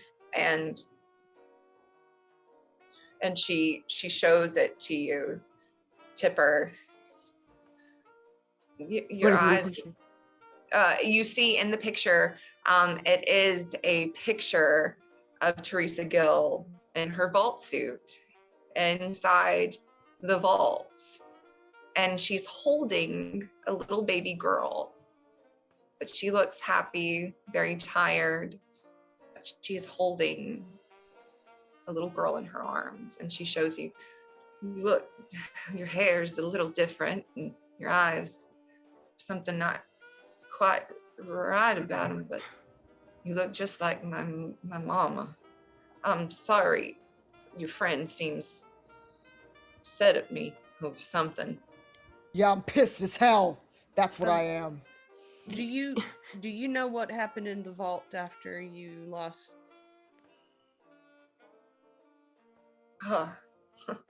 People think I know I'm a little old, but I know what's what.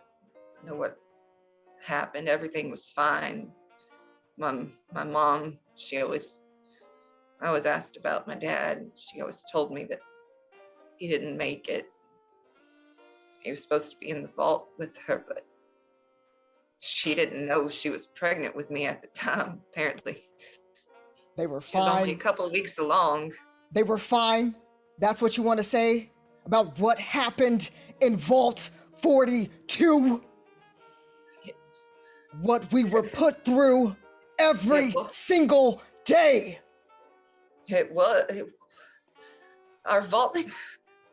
It was. Everything was. My mama, she was a wonderful overseer. Everyone loved her and respected her, and she took good care of everyone and her You just staff. see where Ash is like, she's balling up her fist. No. And again, to the point where you start seeing blood dripping down her arm, which hasn't happened in a little while. And she's raising her arm up, but she's trying to restrain herself. So you just see where her arm is almost shaking, like she's fighting against what she wants to do to this woman who is standing in front of her. And Tipper's gonna put her hand, like just rest her arm, like her hand on Ash's like forearm, and put the other one toward the woman, and reach inside of her jacket and pull out like an old like picture that's been folded over and hand it to her. And in the picture is the picture that she's been carrying since she left Happy Texas. It's the one of Jared and Teresa in front of the vault signature that she's had. That is you are Jared and Gil's daughter? How is it that you look exactly like my mama? And you have a picture of her and my daddy together.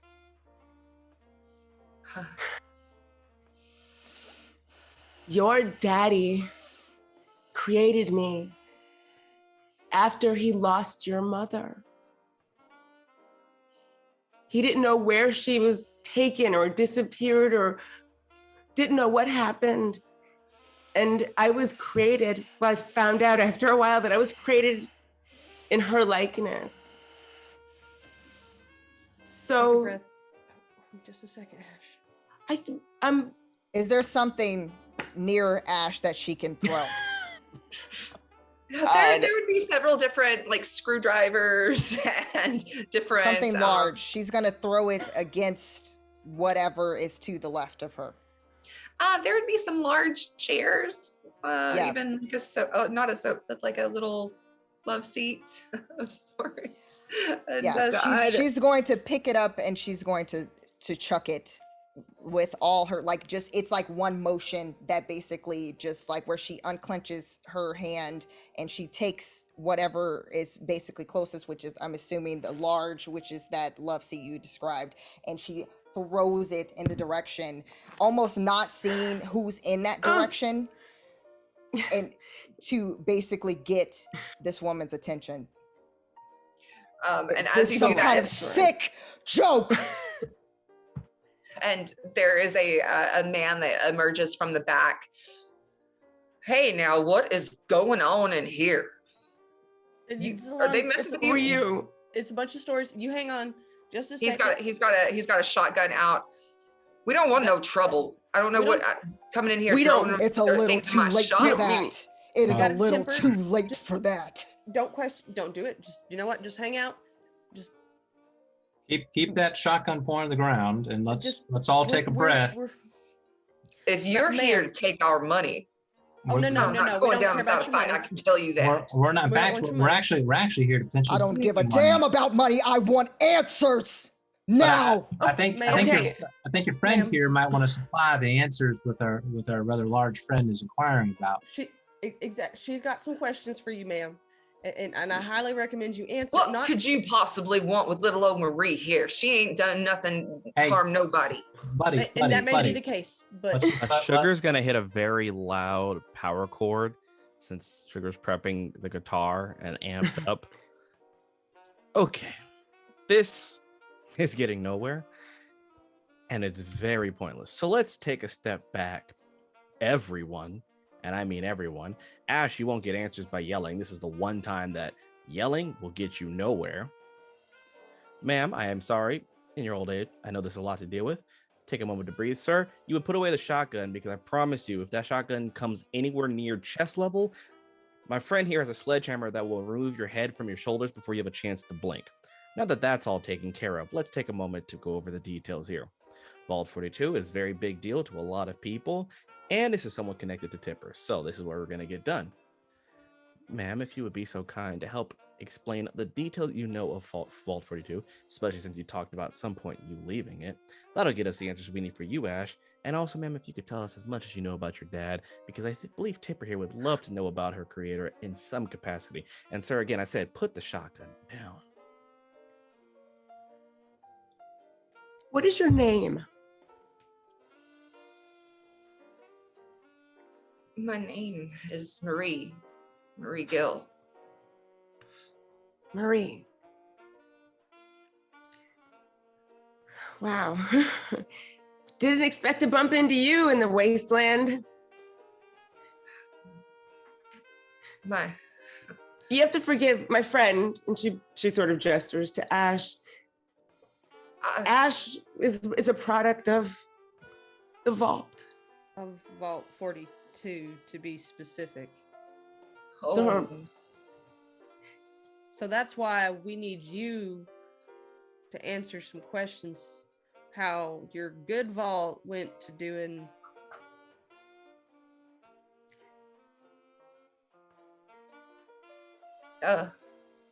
Well,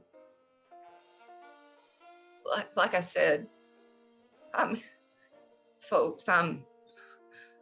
coming up on my 100th birthday. People always told me I was crazy when I told them what happened. No one believes me. You're beating around a mighty bush, so might be a little more direct before my friend loses her full temper. After my mom. What happened? She died, an old woman. How did she get separated from Jared, and how did they? I'm sure he died thinking that she was gone. Do you know that? He died thinking, that's why I'm here, because he thought she was dead and gone, but she was off somewhere having his baby. What's going on? I'm confused here. The story that my mom told me was she had gotten a job for Dad, and he was going to be working for Vault Tech too, but he had left his job at Robco. They were going to have a new life. Little did they know they had made a life. But she was taking a tour of the vault, her vault. She was to be the overseer of, just in case things ever went south. Well, when she was touring the vault, several others of the people that had signed up to be there were touring it.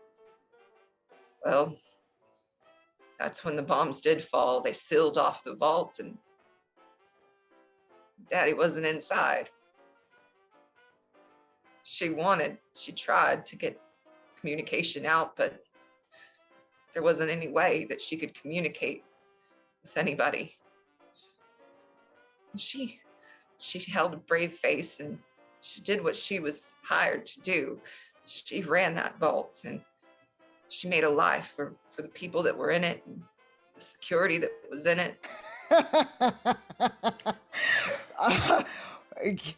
And that's then rich. That is rich. And when she passed, I took over. You took over running the vault? Vault 40? I took over as overseer. And about 30 years or so ago, I never had any children of my own, but I was running the vault and I was happy. I was happy doing the work that... Happy killing children? No. Killing people? No. By your experimentations? Experiment. You enjoyed it, didn't you? No. The pain that you all inflicted. That was the robot. On people who didn't want to be born, who didn't ask to be tortured the way that they were every single day. Day in, day out. That wasn't us. One day the robots, they just started going haywire. They wouldn't respond to our commands. They opened the vault doors. There were lights and more of the robots came in, more of the assaultrons and the handy units and the protectrons. More of them came in, and then they sealed off the vault again. They were You expect me to believe that you guys had no part of it when there's people who program those things. Tried. I took after my mother and my father. My mother taught me everything she knew about robotics and mechanics and how to run things of that nature. I tried everything in my power, and so did the experts in my vault as they went through and they slaughtered our security. I was up in my office and I could see everything. The robots were separating people into different groups, and they eventually came for me and started trying to break down my door. Did they force you to work for them? No, I had a couple of oxygen tanks and some hazmat suits, and the Geiger counter said that the radiation outside was still far too powerful for any kind of livable conditions. But I took my chance. I had to run. I exited the overseer's escape hatch and I ran, and there were lights. There were lights in the sky, and there were more of those robots, and there were other things in the radiation in the fog cloud. And I ran as fast and hard as I can. You cowards. It damaged my suit. Lights in Some the sky. electrical damage I ain't never seen before. Like random beams of light coming. I know. And you can see the gentleman kind of just shaking his head, looking at her like he's heard this story several times. And he's just kind of shaking his head in disbelief at her. I know it sounds crazy, but they were coming after me and I barely made it out alive. Didn't we see something like that at the... Anyway. I would never experiment on my people. My mother would never experiment on her people. If that's true, you left people to be experimented upon. Like you never thought to... You expect me to believe there was nothing that could have been done. You never thought to go back? If what you said is the truth. Maybe she's telling the truth, Ash. Well, did you never try to get back? I could. After getting out, I found out that my vault is located damn near in the direct hit zone of one of those nukes. I was 70 years old. I barely made it out with my life. And when I told people and tried to get people to help me and go back for my people, nobody would believe me.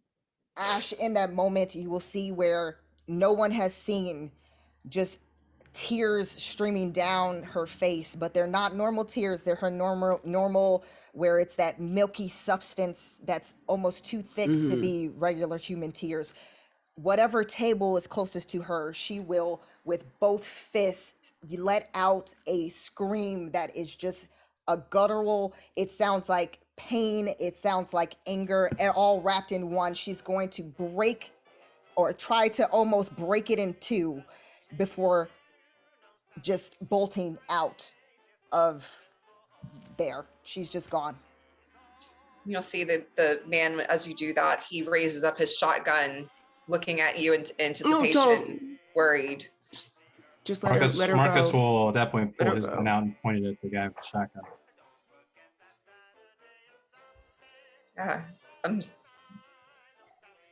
Well, that was one of your honest truth. We didn't experiment on our people. We took good care of our people. I would never hurt anybody. Well, I wanted to go back for them. Well, that's the fruit of your labor. One of the things that I've struggled with since finding out who I was created to look like, and this has been quite a while, found it, I don't know, weeks ago, and having to deal with knowing that I was made to look like someone who, well, you saw, supposedly did these atrocities to living beings like my friend, the one who just ran out of here.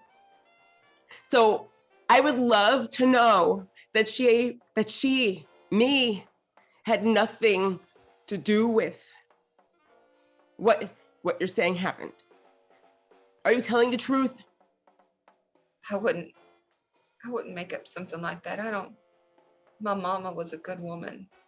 My daddy was a good man. He was. Both brilliant. And my mom used to talk about the experimental AI and robotics he would work on. I never dreamed that he could actually build something that looks so real. It's absolutely fascinating. I was created out of love and hurt and misery. He died not knowing what happened to the one person, the only thing he ever cared about was your mother. So he did pass. He died. We never knew. Sure. I have a story for you. And if we're kind of on our way somewhere, but I would love to share that story with you, because the man who created me, your father, was the most amazing being this earth has ever seen. I mean, it's from my perspective. I mean, I'm lucky to have known him for the short amount of time I did, and the fact that you're, well, I guess also one of his makes you family, doesn't it? I never had any siblings or any children of my own. When I lost my mom, it was just me. I took care of my flock. I would say that you would be family to me. How did she pass? As far as the medical examiner can tell, it was a stroke or aneurysm or something in her sleep, but it was peaceful for her. She didn't suffer any. Can I ask you a question? Did she ever ask about him? Oh, she would tell me stories all the time about how witty and dorky, smart, so smart, their dreams and their plans. She watched that Geiger counter every day, waiting for the day that she could open those doors safely and let everybody out so she could go out and find him. The years rolled by and the decades rolled by, and I became older than she was when we first entered the vault. She never gave up hope, even to her last day. I could see her checking that counter, seeing if she could exit and go find him.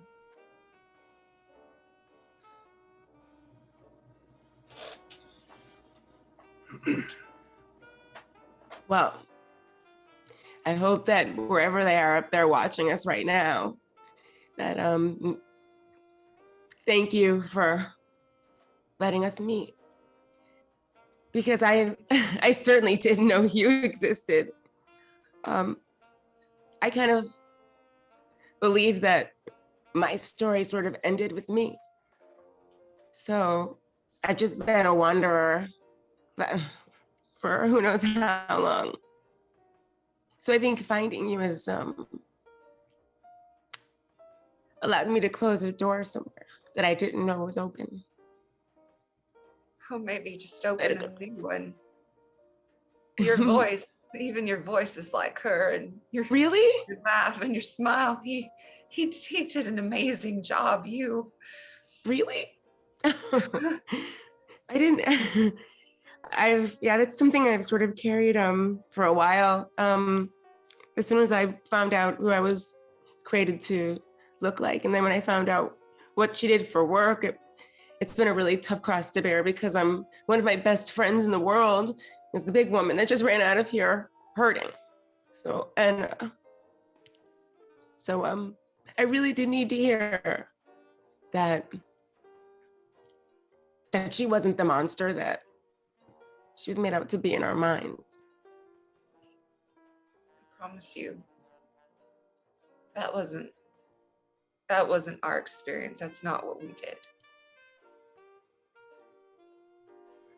And if you all believe me, and she looks around at the people left in the building, and she kind of glances over at the gentleman that's still holding the shotgun but lowered. Mm-hmm. I could prove it to you. I don't know if I can make the trek out there, but I've got some suits. The radiation, as far as I've been able to gather, it's still pretty bad, but I've got some suits that possibly get you out there. If you don't believe me, go see for yourself. I don't know if anybody survived. By the looks of your friend, I mean, she's alive, but no offense, she definitely looks like something else. If We know. those robots did anything, maybe there's still people out there to rescue. Peggy will kind of like gently like touch Sugar's hand and make her way out, and immediately is trying to see the direction of anybody staring, possibly to try to get an idea of where Ash might have run off to. Yeah, at some point early on in that conversation, I would have wanted to leave and follow. Yeah. Not too close, but just to give her some space. But that was actually my interjection that I wanted to do. When Ash stormed out, Sugar left. Okay. Sugar left with, and Marcus. So as soon as Ash reacted, Sugar left. Would you have gone to Peggy? So Marcus and Sugar left. Would you have stayed for a little bit, or would you have left then too? I think Peggy would have stuck around for just a minute, and then seeing like kind of this emotional transfer, like would have been like they need their time, and would have dipped, and then again done that just thing anyway. It would have been like, okay, there's a guitarist, a gunman, and a big blue-haired lady running around somewhere. It's gonna turn some heads, so Peggy's gonna God. So as this exchange is happening between Tipper and Marie, Ash, you have stormed out. Where are you going? And Marcus and Sugar, and then eventually Peggy, you are trailing behind, trying to catch up to her. So what would you be doing, and where would you be? That's the thing, is that Ash doesn't exactly know where she's going. It's almost like this, like her eyes are literally like, because of the fact that she doesn't even know what's happening, because this liquid keeps falling and she can't stop it, and it's almost like where her eye, like her vision is even getting blurred because of the fact that she doesn't know how to, like, she's never expressed this deep sadness that is pouring out of her in that moment, and she's kind of going straight ahead. But if there is like an area where it looks like there's like a stone wall or something that basically she probably would connect with almost the walls of being in the vault itself, she probably would have stopped, and in that moment she's punching at that wall repeatedly, like basically just with full force, not even using her sledge. She actually left her sledge in that the shop because of the fact that she was just in such a chaotic state in that moment. And she's just, where basically if anyone saw, probably people in the town, she's probably yelling and just repeatedly just pounding away at this wall, to the point where obviously her fingers are probably bleeding. There's probably blood dripping down. She doesn't care. She's just going full force, as if trying to just break and shatter this wall that obviously is not going to necessarily, well, I don't know, maybe it is weak enough to cave from the pressure, but she's just taking it out on, instead of that woman taking it out on this wall. Yeah, so you would have found your way to a large abandoned gas station, an abandoned Red Rocket, the one behind you. Yes, and the garage door is closed, and you're just banging away at that and the wall, and you can see the concrete start to break and crumble, and you have made a huge dent in the garage door. And Marcus and Sugar approach or not approach, but they see you attacking this gas station. If possible, Sugar would have liked to have grabbed the sledge and have been dragging it over, trying to follow, because this thing is heavy. And we'll continuously drag it and getting what's one considered the danger zone of proximity of Ash. At a certain point, you will see where, because she's been going at this thing with full just anger and sadness and just rage, you could tell that now, like, you just hear her, like, her breathing is labored, beneath the tears, and she's just basically like caved forward, where she'd hit it one last time, and she's just basically just bawling against this wall. and Sugar will come over, lean the sledge against a wall nearby, and we'll sit next to in silence for just a moment. And then we'll try to reach for one of the hands. Do you let Sugar take your hand? Her hand at this point, because she's basically almost crushed it by just repeatedly hitting it. Basically, she's now weakened herself, so she can't even resist. Even if she tried, her hand is basically just like where it's shaking from the blood that has been basically pouring, gushing out from hitting this wall so hard. See, you're a big person with big strength. But what people don't want to admit is that you carry big feelings too. And the worst part is, feelings are hard to manage when you've never had anyone help you deal with them. And I know you don't want to admit it, you don't want to talk about it. And I'm not going to ask you to. I don't want you to. I just need you to listen. You've been through what no one could truly understand, as pulling out random stuff out of my guitar case, like alcohol to clean the wound, and just full-on medical kit. But I've traveled across many cities, seeing you fight for things that most people would give up on.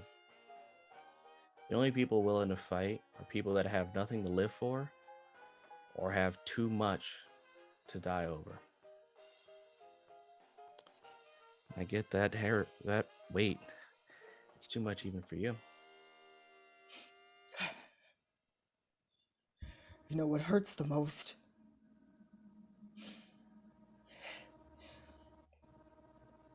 I called her the coward. Yeah. And that's what I have to live with every day. Knowing that I'm the coward. I'm the one who left them. It's not necessarily being a coward. I could have helped them. I could have went back.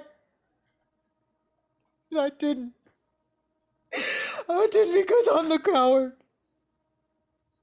Even if what she's saying is true, I could have done more. Pinhead fought. He fought for us. He sacrificed himself. And what did I do? I shouldn't have listened. I shouldn't have listened. I should have stayed and fought back. Then you'd be dead too. No one would know what happened. No one would be able to tell the story of the people who were there. Their lives would be lost to the vault, never to be heard from until it was nothing but decrepit, a dark mystery that no one could solve. You, Ash, pressing a finger to your chest, you carry their memories. You carry the burden, but also their hope. You are a survivor. It shouldn't have been me. I shouldn't have been the one that survived. It should have been them. There's a lot of shouldas, but it doesn't matter what could have been, what would have been. All we can do is focus on what is. And what it is the case is you're alive. And everybody else, they fought to have a chance for someone to live. And I'm not saying survive, a chance to live. You don't Peggy would have walked up at this point and is like standing there just like. So you and Marcus are just kind of standing watching, like. Well, Peggy is listening to this part, and Peggy will start crying, listening to Ash say that it should have been. Like, Peggy will just start crying at that point. Marcus would have sat down on the other side, but he would let Sugar do the soothing with the words. Yeah, no, Peggy walks up and is like probably like 10 feet away and just kind of like sits on the ground and is just crying. I mean, the sad fact is I was born before the nukes went off, and I have lived in the wasteland 100 years. And the one thing I learned, the hardest truth I've come to learn, is that every single person in this wasteland has either lived through or was born from hell. That's everyone's story, no matter what way you cut it. This is purgatory, limbo, whatever way you want to describe it. But the problem is, the people who suffer the most are the people who try to cling to that pain and survive. I've learned that sometimes surviving is easier than living, than loving, than feeling. We'd rather sit in that pain, feel that, so that we won't have to feel guilty. But I'm letting you know you don't have to feel guilty either. Pinhead gave you a chance. If you truly want to do right by them, maybe it's time to make their sacrifice worth what you hope it would be.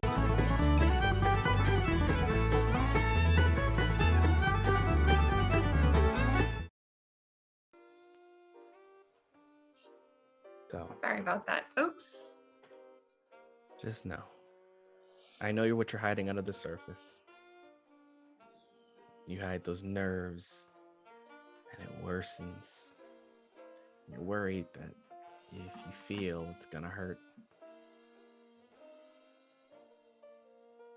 No, it's more like I know I don't deserve to feel, to be cared for, See, to be loved, to feel love. that right there, that's cowardice. It's not about running away from the vault, it's about running away from feelings. You're strong, so flex the one muscle you just seem so hesitant to use. And then Sugar reaches to place one hand on your shoulder. And you don't have to rush it still. She said that her mom grew old. Don't you think that each of those people who suffered deserved a chance of whatever poor excuse for a life it is out here in this damn wasteland? Yeah. I think every single person who went through that should. And that does include you.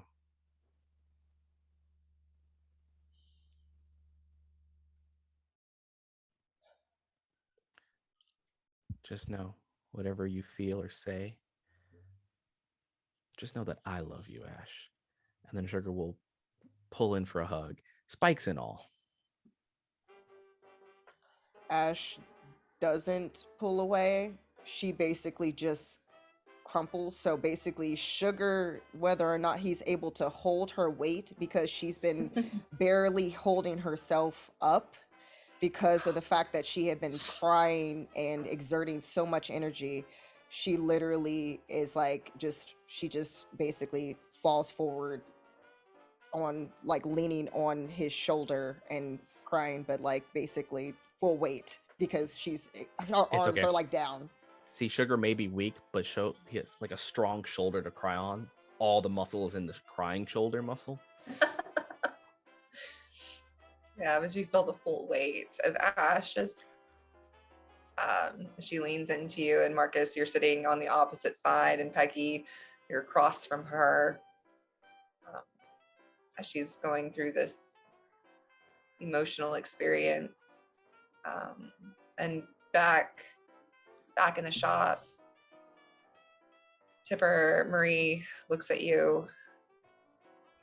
So he was alive after the bombs fell, then he survived. Mama always told me that they had one of those home shelter vaults people sold sometimes. They weren't really reliable, but I guess his worked out then. He survived long enough to create you. people do amazing things where there's will involved, you know? And your parents were really smart people and really resourceful. There was a lot he wanted to accomplish, and there was a lot she wanted to do. And if you think about it, a lot of what he did was entirely illegal. I mean, who knows what they could have accomplished had they been able to grow old together. But yeah, he waited too. He waited, and with his time, the funny thing is he actually made a couple things. He made me, but I wasn't the first one he made. He actually made, and this might seem really funny to you, he actually made a really intelligent sort of robotic handy unit, but she had these weird features, and she was my first sort of sister, sibling. I don't know what you would want to call it, but yeah, you had some choice parents, let me tell you. But yeah, all he did was wait. And I guess it never, I mean, I don't, when he left, that was where my old world stopped. I don't know why he left. I don't know what prompted him to leave. Maybe he heard something. Maybe there was a lead to find your mom, maybe. But when he left, I never saw him again. And you never saw him again, right? No. So, but he didn't. Yeah, so you don't know that he died for sure then.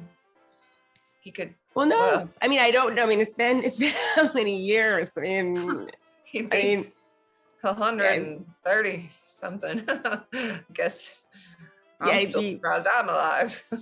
I know. That's one thing I didn't know when I waited.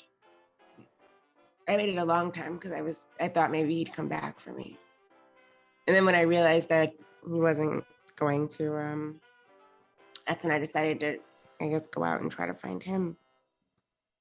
But hard, cold reality hits you in the face. And I met this really cool crew of people, and that's why I'm lucky. But otherwise, I found out there was the whole dream of finding and being with the person who created me. That just wasn't going to happen.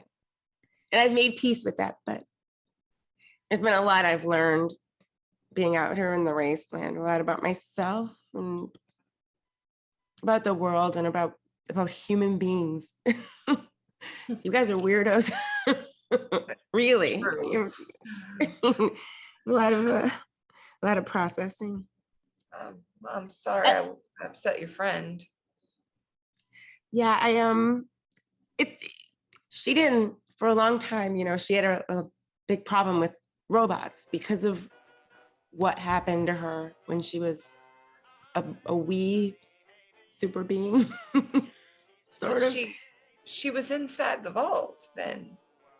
Yeah, that's where she came up, and her earliest recollections are of robots that were programmed to do experiments on beings like her. So, it's been a real sort of, growth thing between me and her, especially when she first found out what I was. You can imagine you saw what just happened here. Imagine what happened when she found out that I wasn't. Yeah.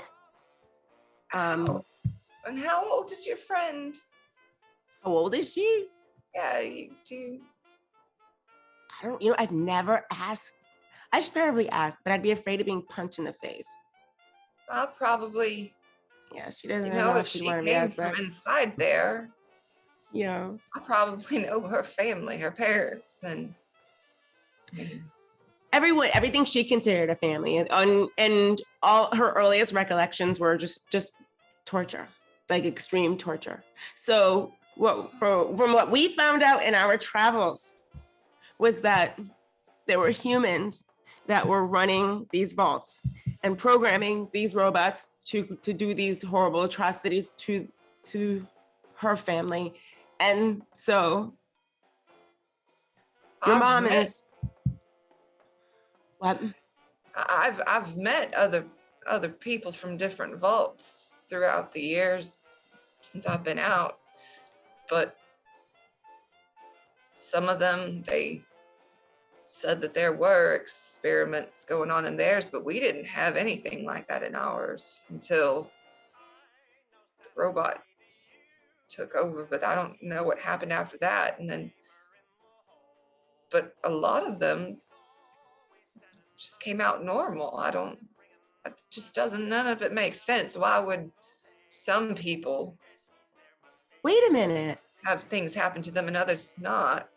Wait a minute. So what you're saying is that in the vault, when the robots sort of, I mean, speaking as someone who is a synth, we do have mechanisms where if something goes wrong with humans, the humans that have programmed us, we can reach out to each other and sort of create like a Borg system where we can act as a unit and do things and take care of things in case, so that if the humans basically died out, we could handle things alone. It sounds like something went awry there. But what you're saying is that not everybody was experimented on? Only some people were? Just a couple of the rumors and the things that I've heard from other vaults, not anyone from mine. I don't know that anybody got out but me. I mean, So there could, your so there friend could was be, from inside there. She got out. really? So Wait, does that mean that my friend, her name is Ash, could have family members that are alive? I don't know. Like I said, they were just attacking everybody and sorting people and just killing people that tried to get away or fight back, had any kind of weapons on them. They weren't really killing a lot of the women, I noticed. Now I've come to recollect, but when I just they were coming up to my door and trying to get in. I had it barricaded shut, but the door was starting to cave in, and I tried to get into the systems. I tried to find out what was going on with them, but it was as if somebody or something, there was some weird code and text on the screens running over and over. I had never seen before. Yeah, there's no way. You as a human, you guys are smart, but you have no chance against a bunch of computers that can, kind of communicate with each other. I definitely want to talk to you more, but I need to go see if she's okay. Okay. I understand. I hope you will come back. It's so good seeing her face again. Your face, obviously, but what a small world. Really small. And Tipper will just sort of, can I mean, please, yes, please. And she just gives her this huge hug. She's sort of, because she's taller than her, so she bends over and just sort of hugs her. My bones are a little brittle, be careful. Okay, I'll be back. Nice to meet you too. She waves to the dude with the gun. Who is that? Oh, that's Felix. His shop wouldn't be anywhere without me. I mean, he's got, the brute strength and the sense to put things together, but all the mechanical bits, that's all me. Yeah, it's true. She's a smart one, but the whole thing with the lights, I don't think that she tells that story all the time. I don't think anybody, Well, it makes me feel better that you have someone like him protecting you here. All right, I'll be back. And Tipper's gonna look at her one more time, smile a little bit, and then walk out the door and sort of look around to see if she can see what direction everyone ran off to. All right, back out at the abandoned Red Rocket gas station. Couple dozen yards down, or 100 yards down. Not couple hundred, maybe. Yeah, a couple hundred yards away. Ash is leaning into Sugar, and Marcus is sitting next to her, and Peggy across. Do you have any other words or exchanges? Just hugging.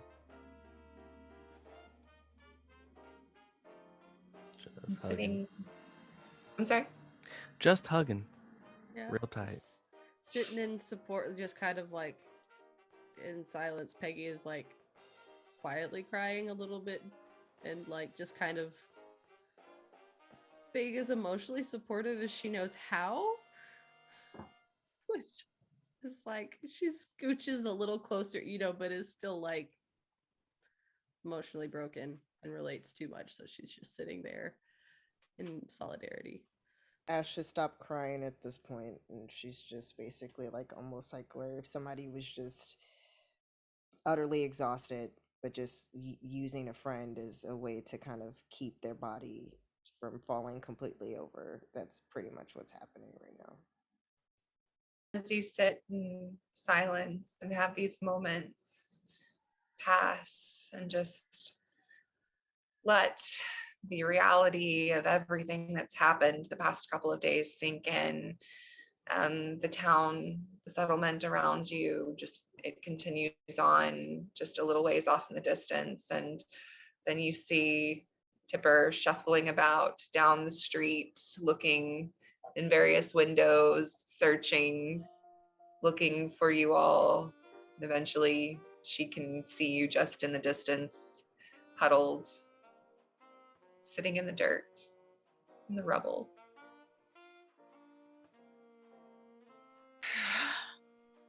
Tipper sort of walks over and she sees Ash's sled just against the wall. She picks it up like it weighs nothing. And it's sort of like, and then she sits it down right next to Ash and then kneels down like right in front of her, like face to face.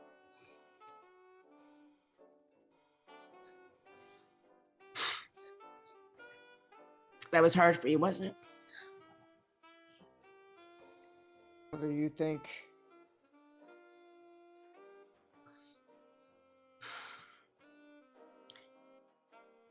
I mean, in getting to know you, I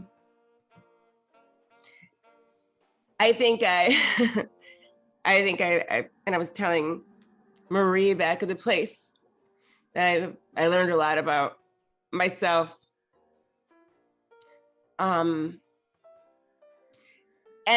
in this moment, I sort of always saw you as someone who is almost untouchable, even in your most vulnerable moments. And forget, I saw you when you saw that lefty guy. I saw the little glint in your eye. I saw a little bit of emotion there. But even then, I still didn't think that you could ever break.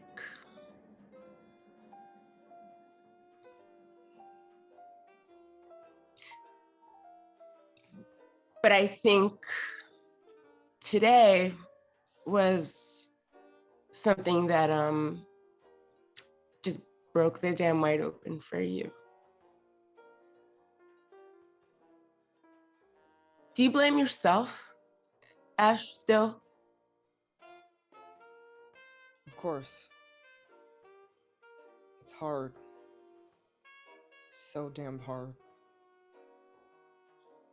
Asking yourself, what if? What if what? What if I hadn't kept running? What if I had just stayed? And gotten killed? Never know, will we?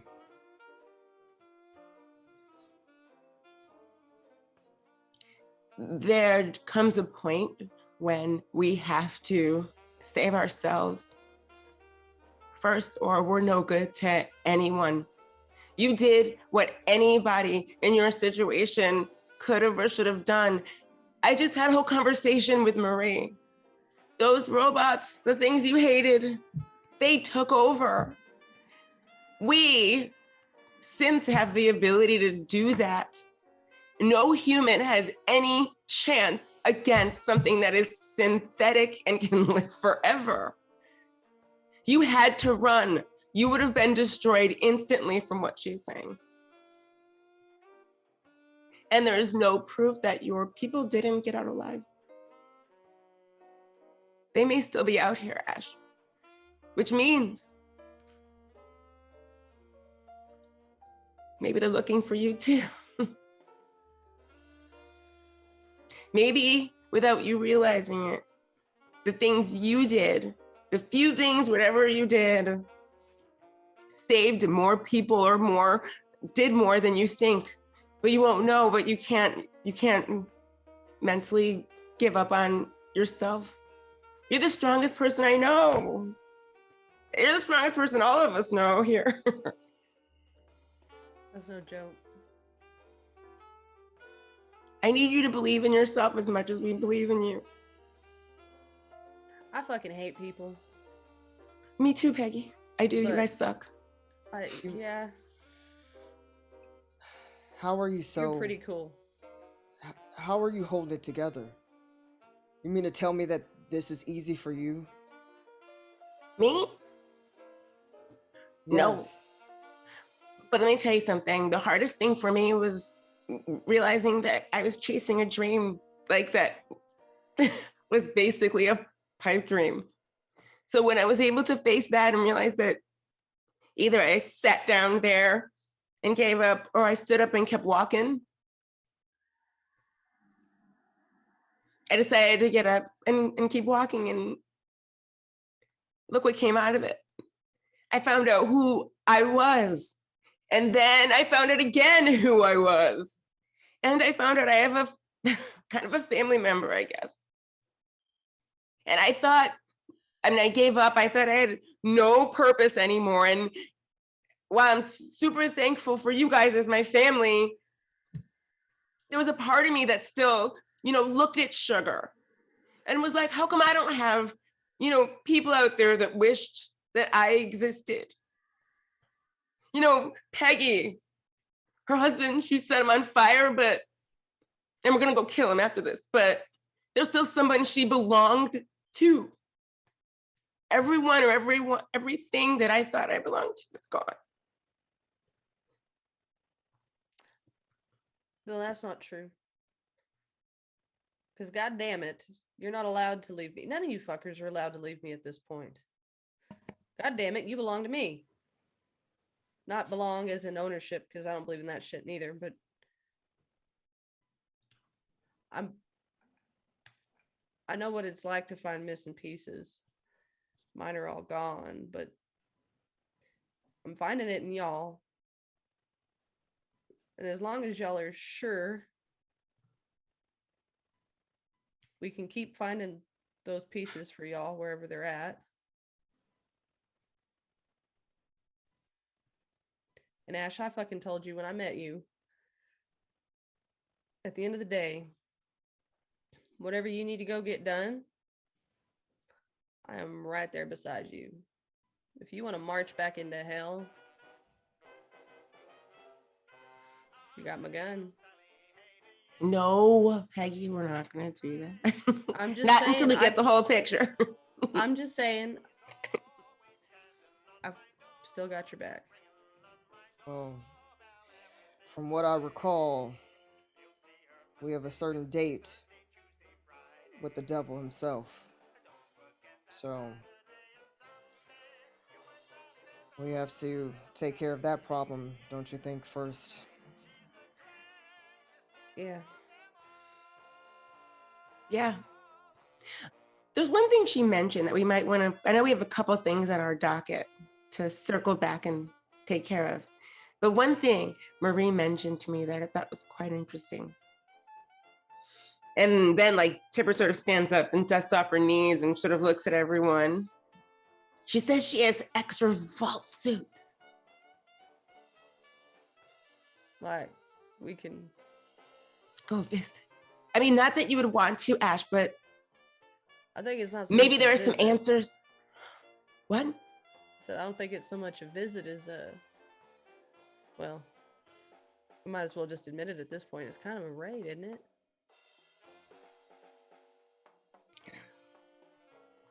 Something to think about.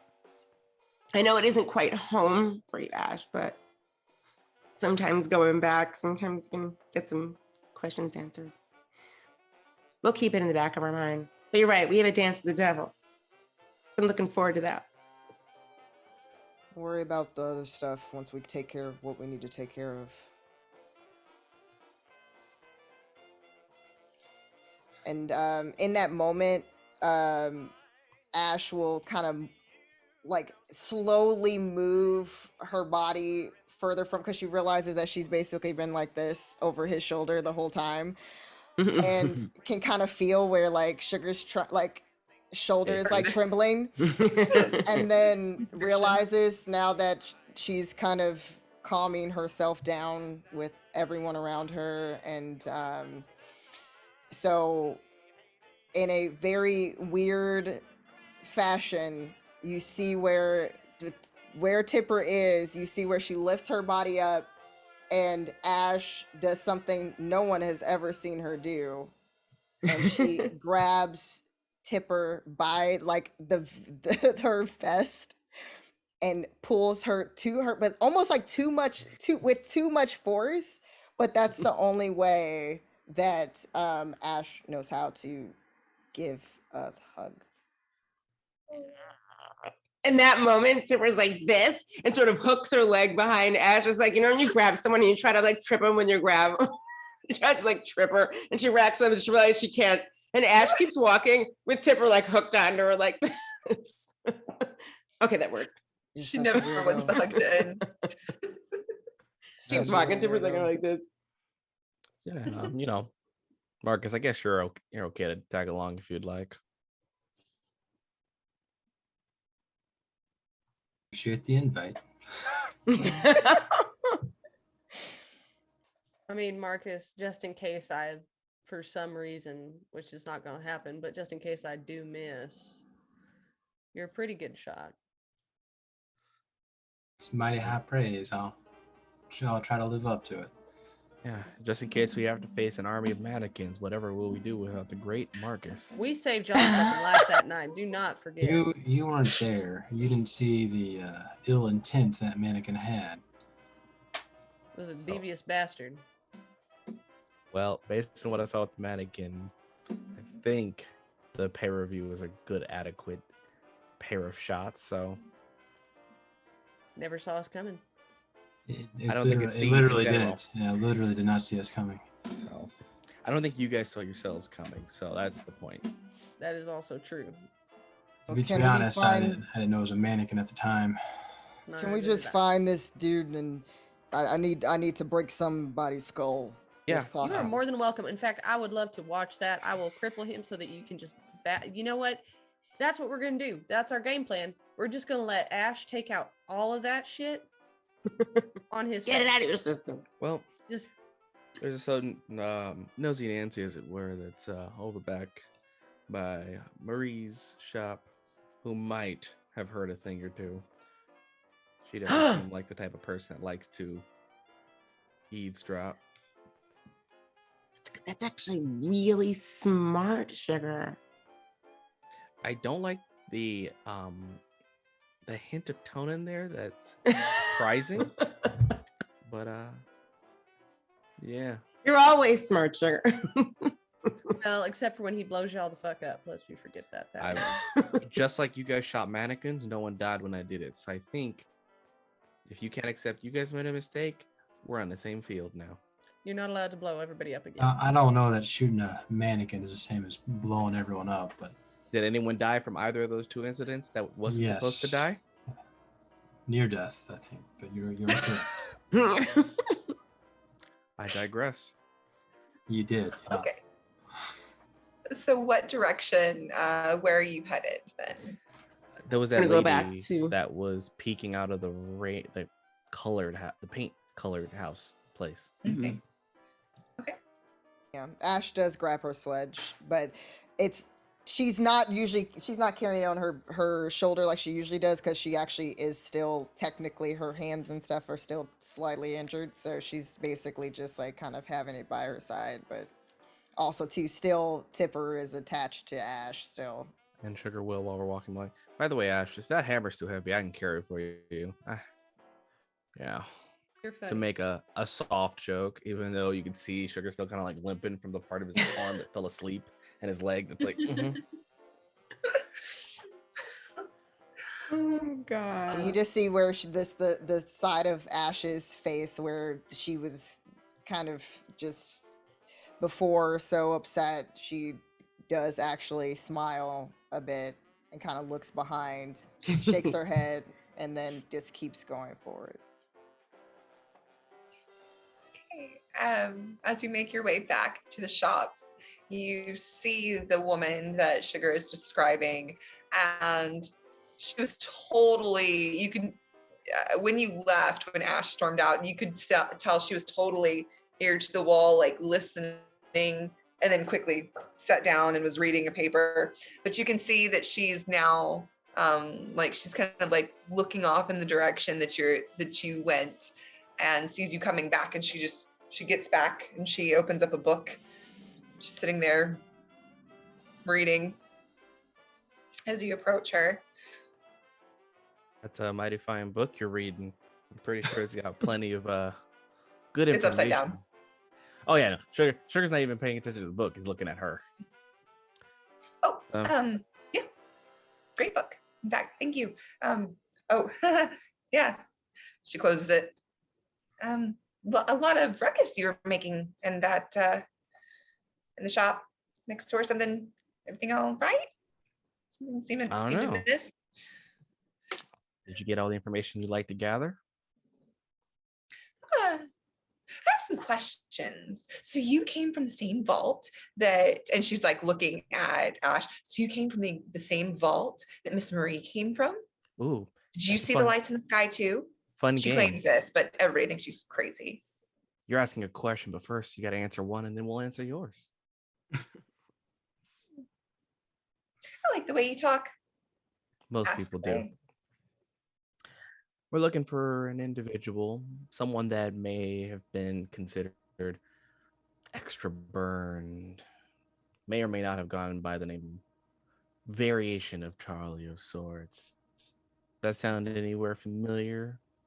Charlie. I don't know anybody named Charlie. I mean, everybody knows. I do know of somebody that's very burned, but that's name's not Charlie. What's her name? Oh, well, the leader of the Cowboys. It's worked his way up from the bottom. What's their name? Oh, Pharaoh Fox. You Ah, know, because he's covered in bandages. He looks like one of those ancient mummies you see in, old magazines and stuff. It's kind of funny. Well, he sounds like a cocky piece of crap is what he sounds like. Oh. He's like, Why you're not any, you don't look like raiders. You've got business we're with not raiders. but you might want to make sure you get your affairs settled around here, because things about to get shaken up real quick. You with the Desert Rangers? You listen to a lot of things. Do you also speak a lot, and do people typically listen to you? I mean, I've heard that the Desert Rangers have all of a sudden gone through another unexpected change recently, and that they are no longer being led by Saffron. And I heard that Saffron was dealing deals with Pharaoh Fox, and I just heard a lot of things. But now she's not. I don't know what happened to her, but I've heard that somebody else has taken over the Desert Rangers. And What have you heard about sure, the Pharaoh? maybe y'all were a part of that. Pharaoh Fox. What do you know about this guy, the new leader?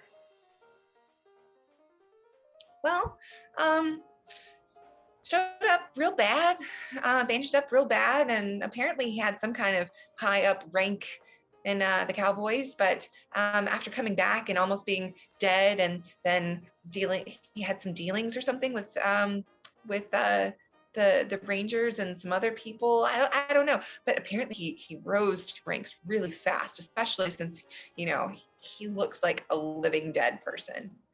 No offense. It's okay. Sir. I look like a dead living person, so there's a very big difference. Yeah. There's just his terrifying presence, and he rallies people, and he's very good at words, but That's debatable. Well, he did charm you, I think, so. Shut the hell up. Point taken. Look around. A battle of charms. Where would this pharaoh be located? I'm assuming, hopefully, that big old in the structure over there. compound. That's where all of them are. Would you happen to know of a way to The main get city. an audience with him?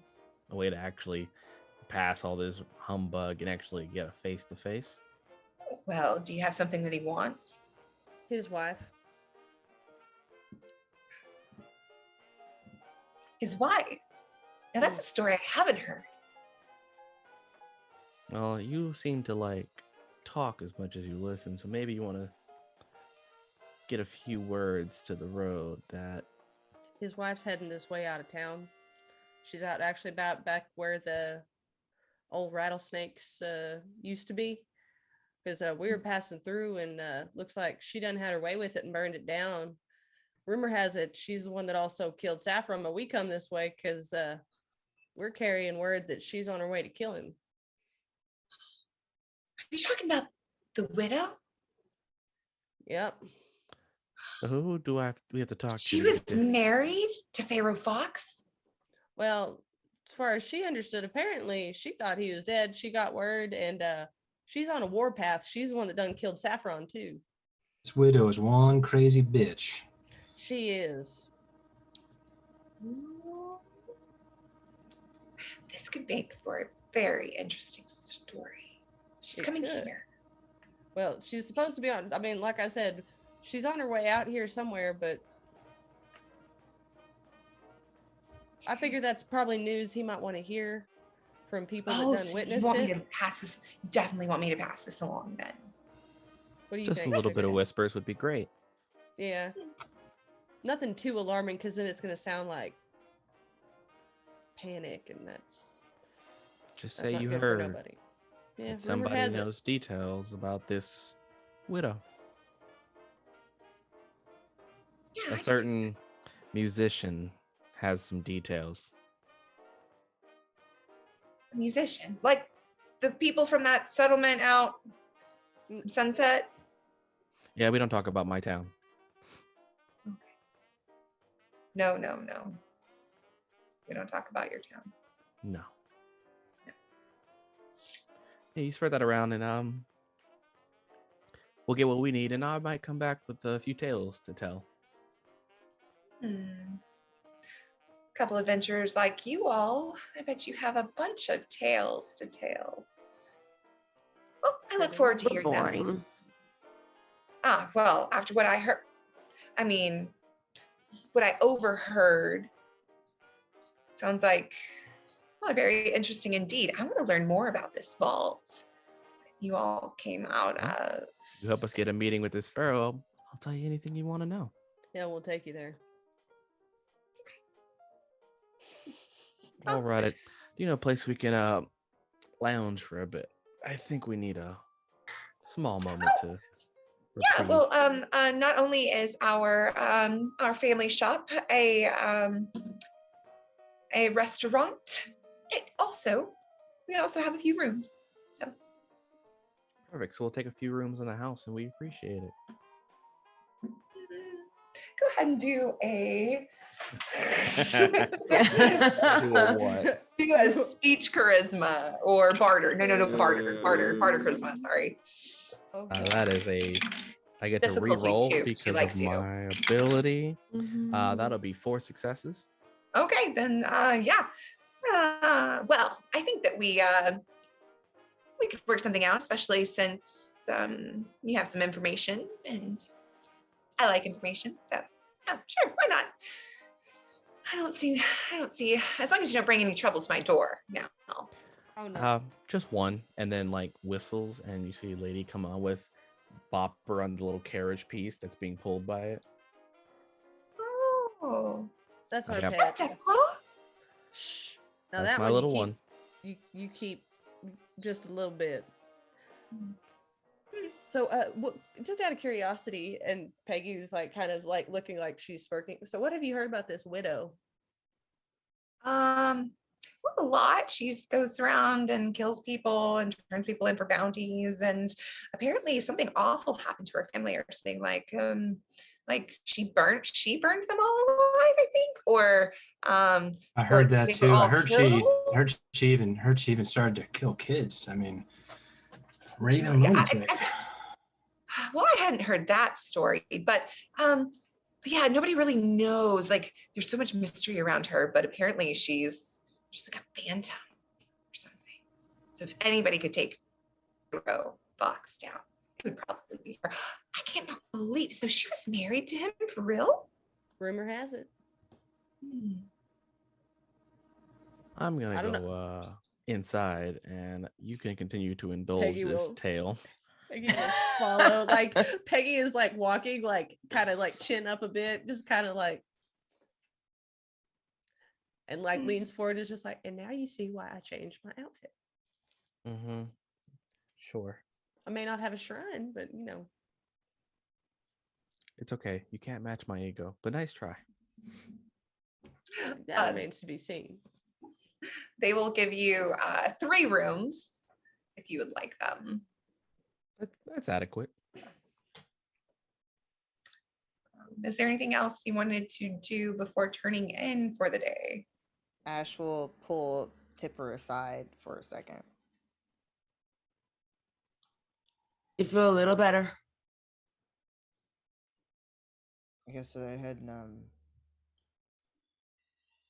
more burdens I was carrying than I thought I did.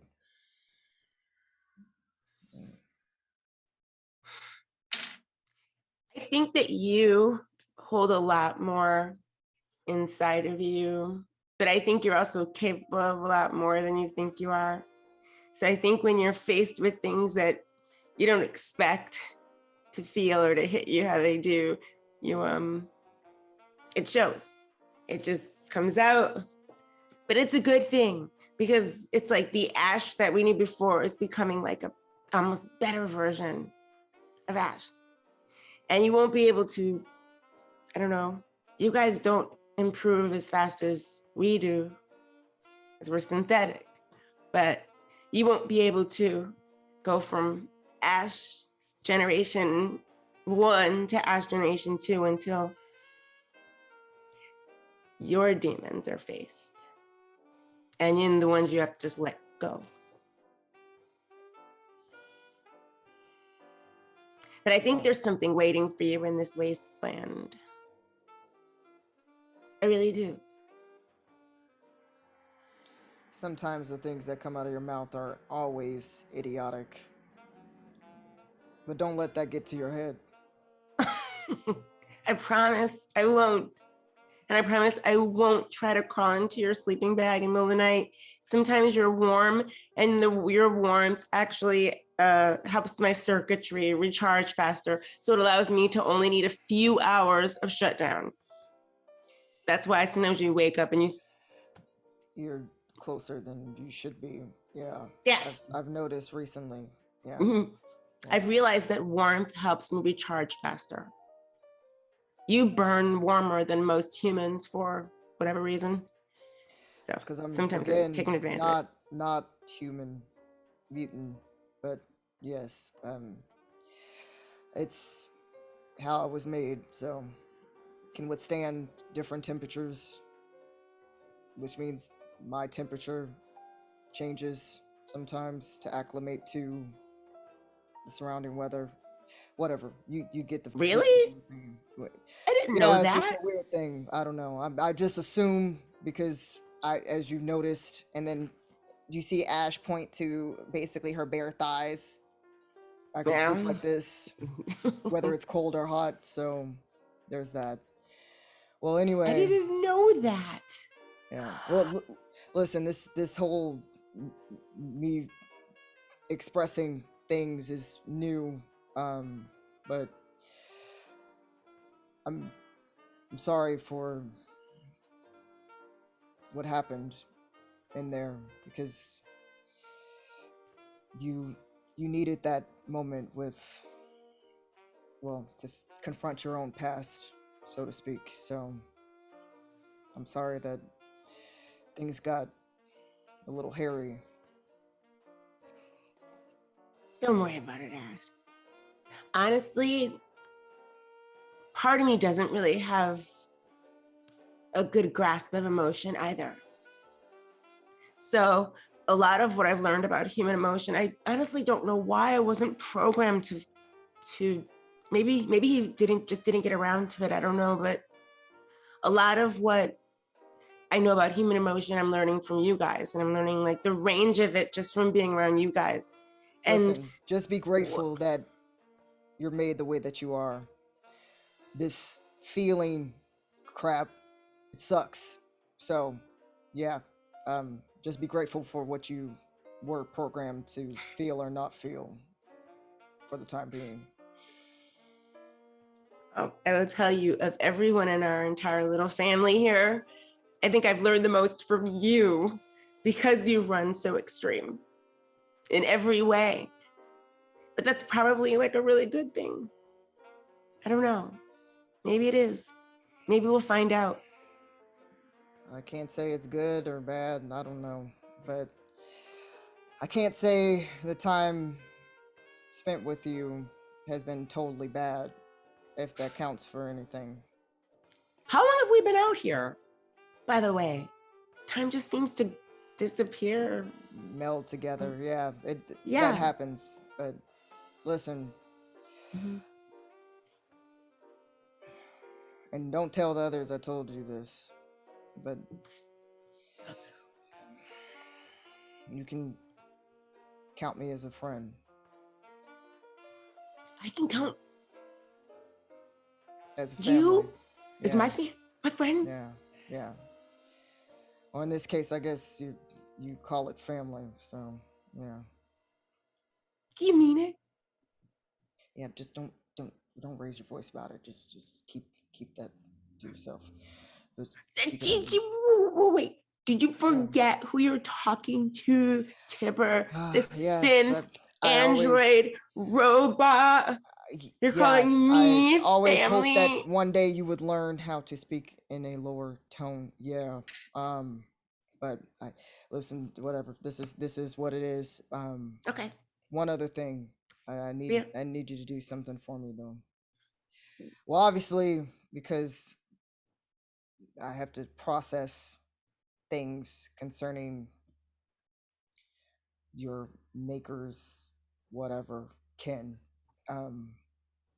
They are able to do stuff with weapons and whatnot.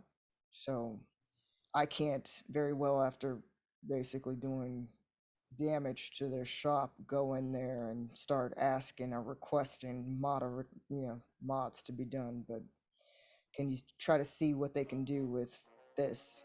And then basically Ash will give the sledge, or hand the sledge like over to Tipper, and with the instructions for the mod. Okay. Something tells me that Marie will understand, but of course. I don't expect her to charge anything either. So What? I hope she doesn't charge anything either. Make sure that doesn't happen. She owes me big time for not doing more damage, if you know what I mean. I know what you mean. Yeah. Can I like copy your... For you, I won't. Thank you, Ash. Yeah. I appreciate it, fam. Well, don't make things weird. I promise. Who am I talking to? Of course. Who are you running with? Do you like? there's not a person in this party that will not make it weird. I'm just throwing it out. Make it. All right. So you it's later in the day and you settle into your rooms, and Tipper, you have the mind to take Ash's super sledge back over to Marie in the morning when their shop opens again, and try to get that taken care of, as well as anybody else that wanted I think Marcus, you were wanting some fabrication done to your armor, right?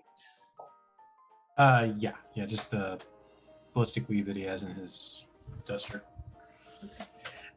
So you have 3 rooms, and you can split up as you see fit, or all pile in one room. But we do anyway. Just kidding.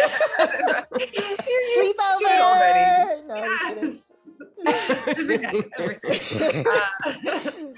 Marcus is like hair washing sessions. We're just gonna fall back to old habits and make an agility and athletics check. But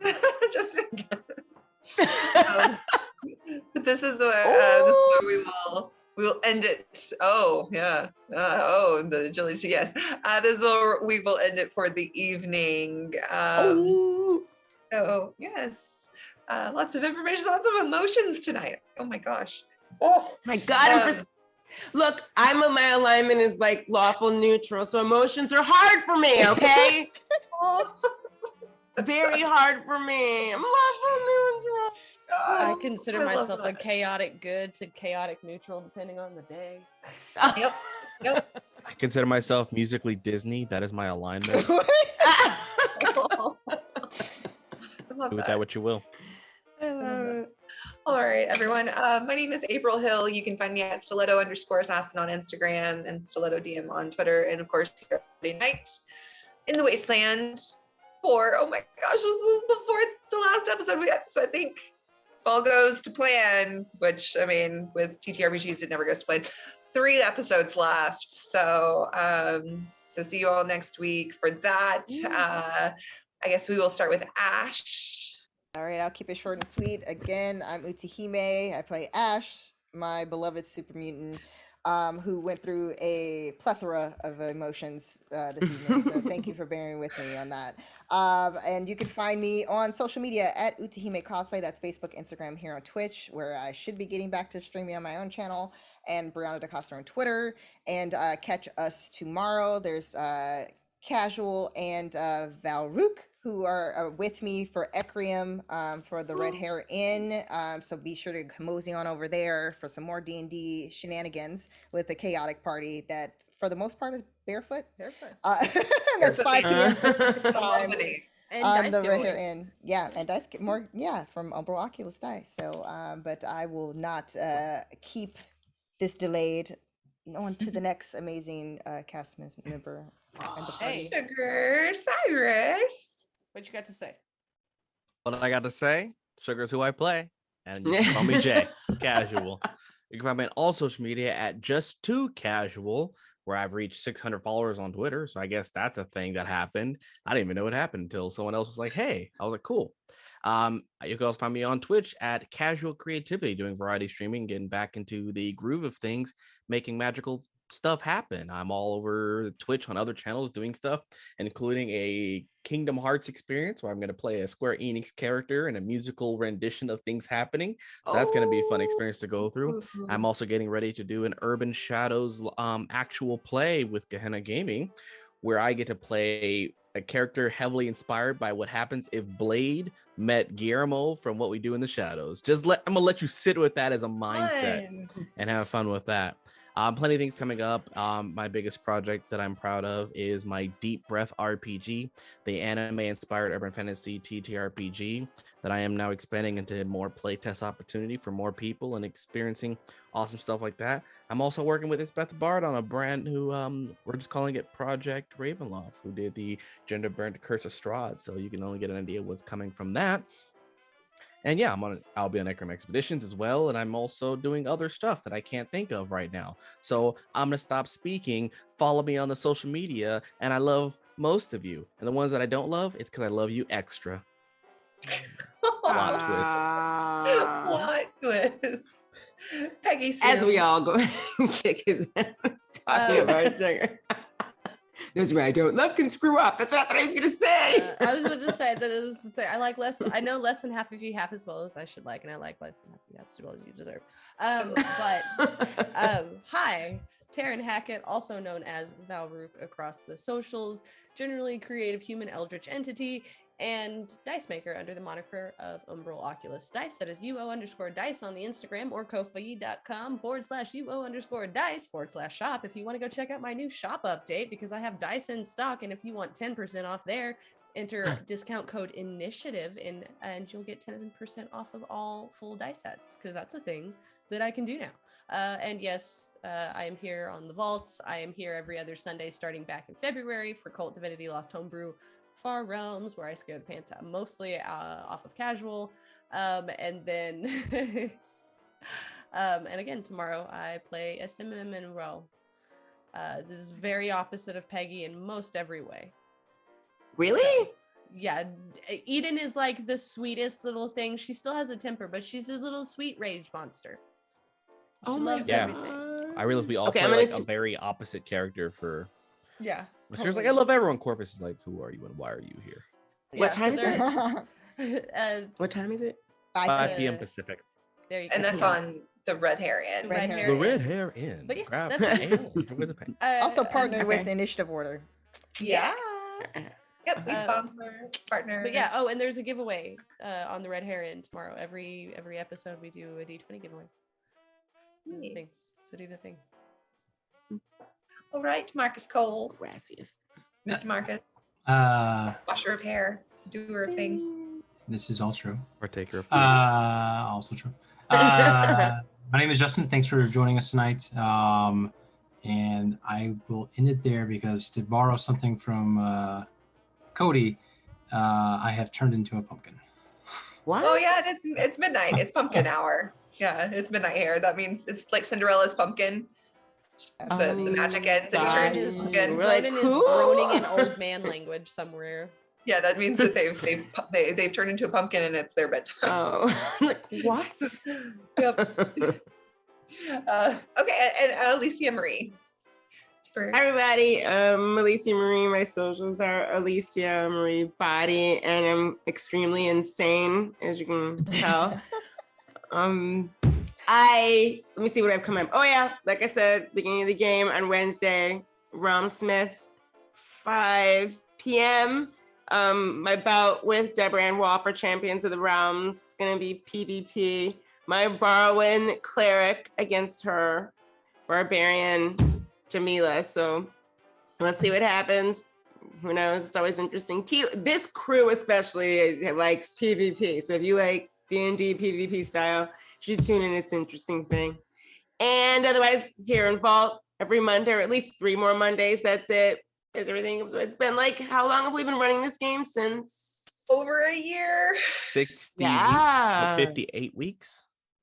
Wow. So these characters we've just grown to love, and like they've become part of our personality and stuff. So who knows what's gonna happen or where. So, but otherwise I'll be tuning in to 5 p.m. tomorrow to watch these people while I'm making costume stuff. That's all. Fun. All right. Well, thank you all so much for joining us in the Wasteland. We will see you all next week. And of course, don't forget to tune in tomorrow night for Ecrium Expeditions on the Red Hair Inn, and all the other fun stuff that we have going on this weekend with all of our streams and everything that we do. So yeah, we'll see you all next time.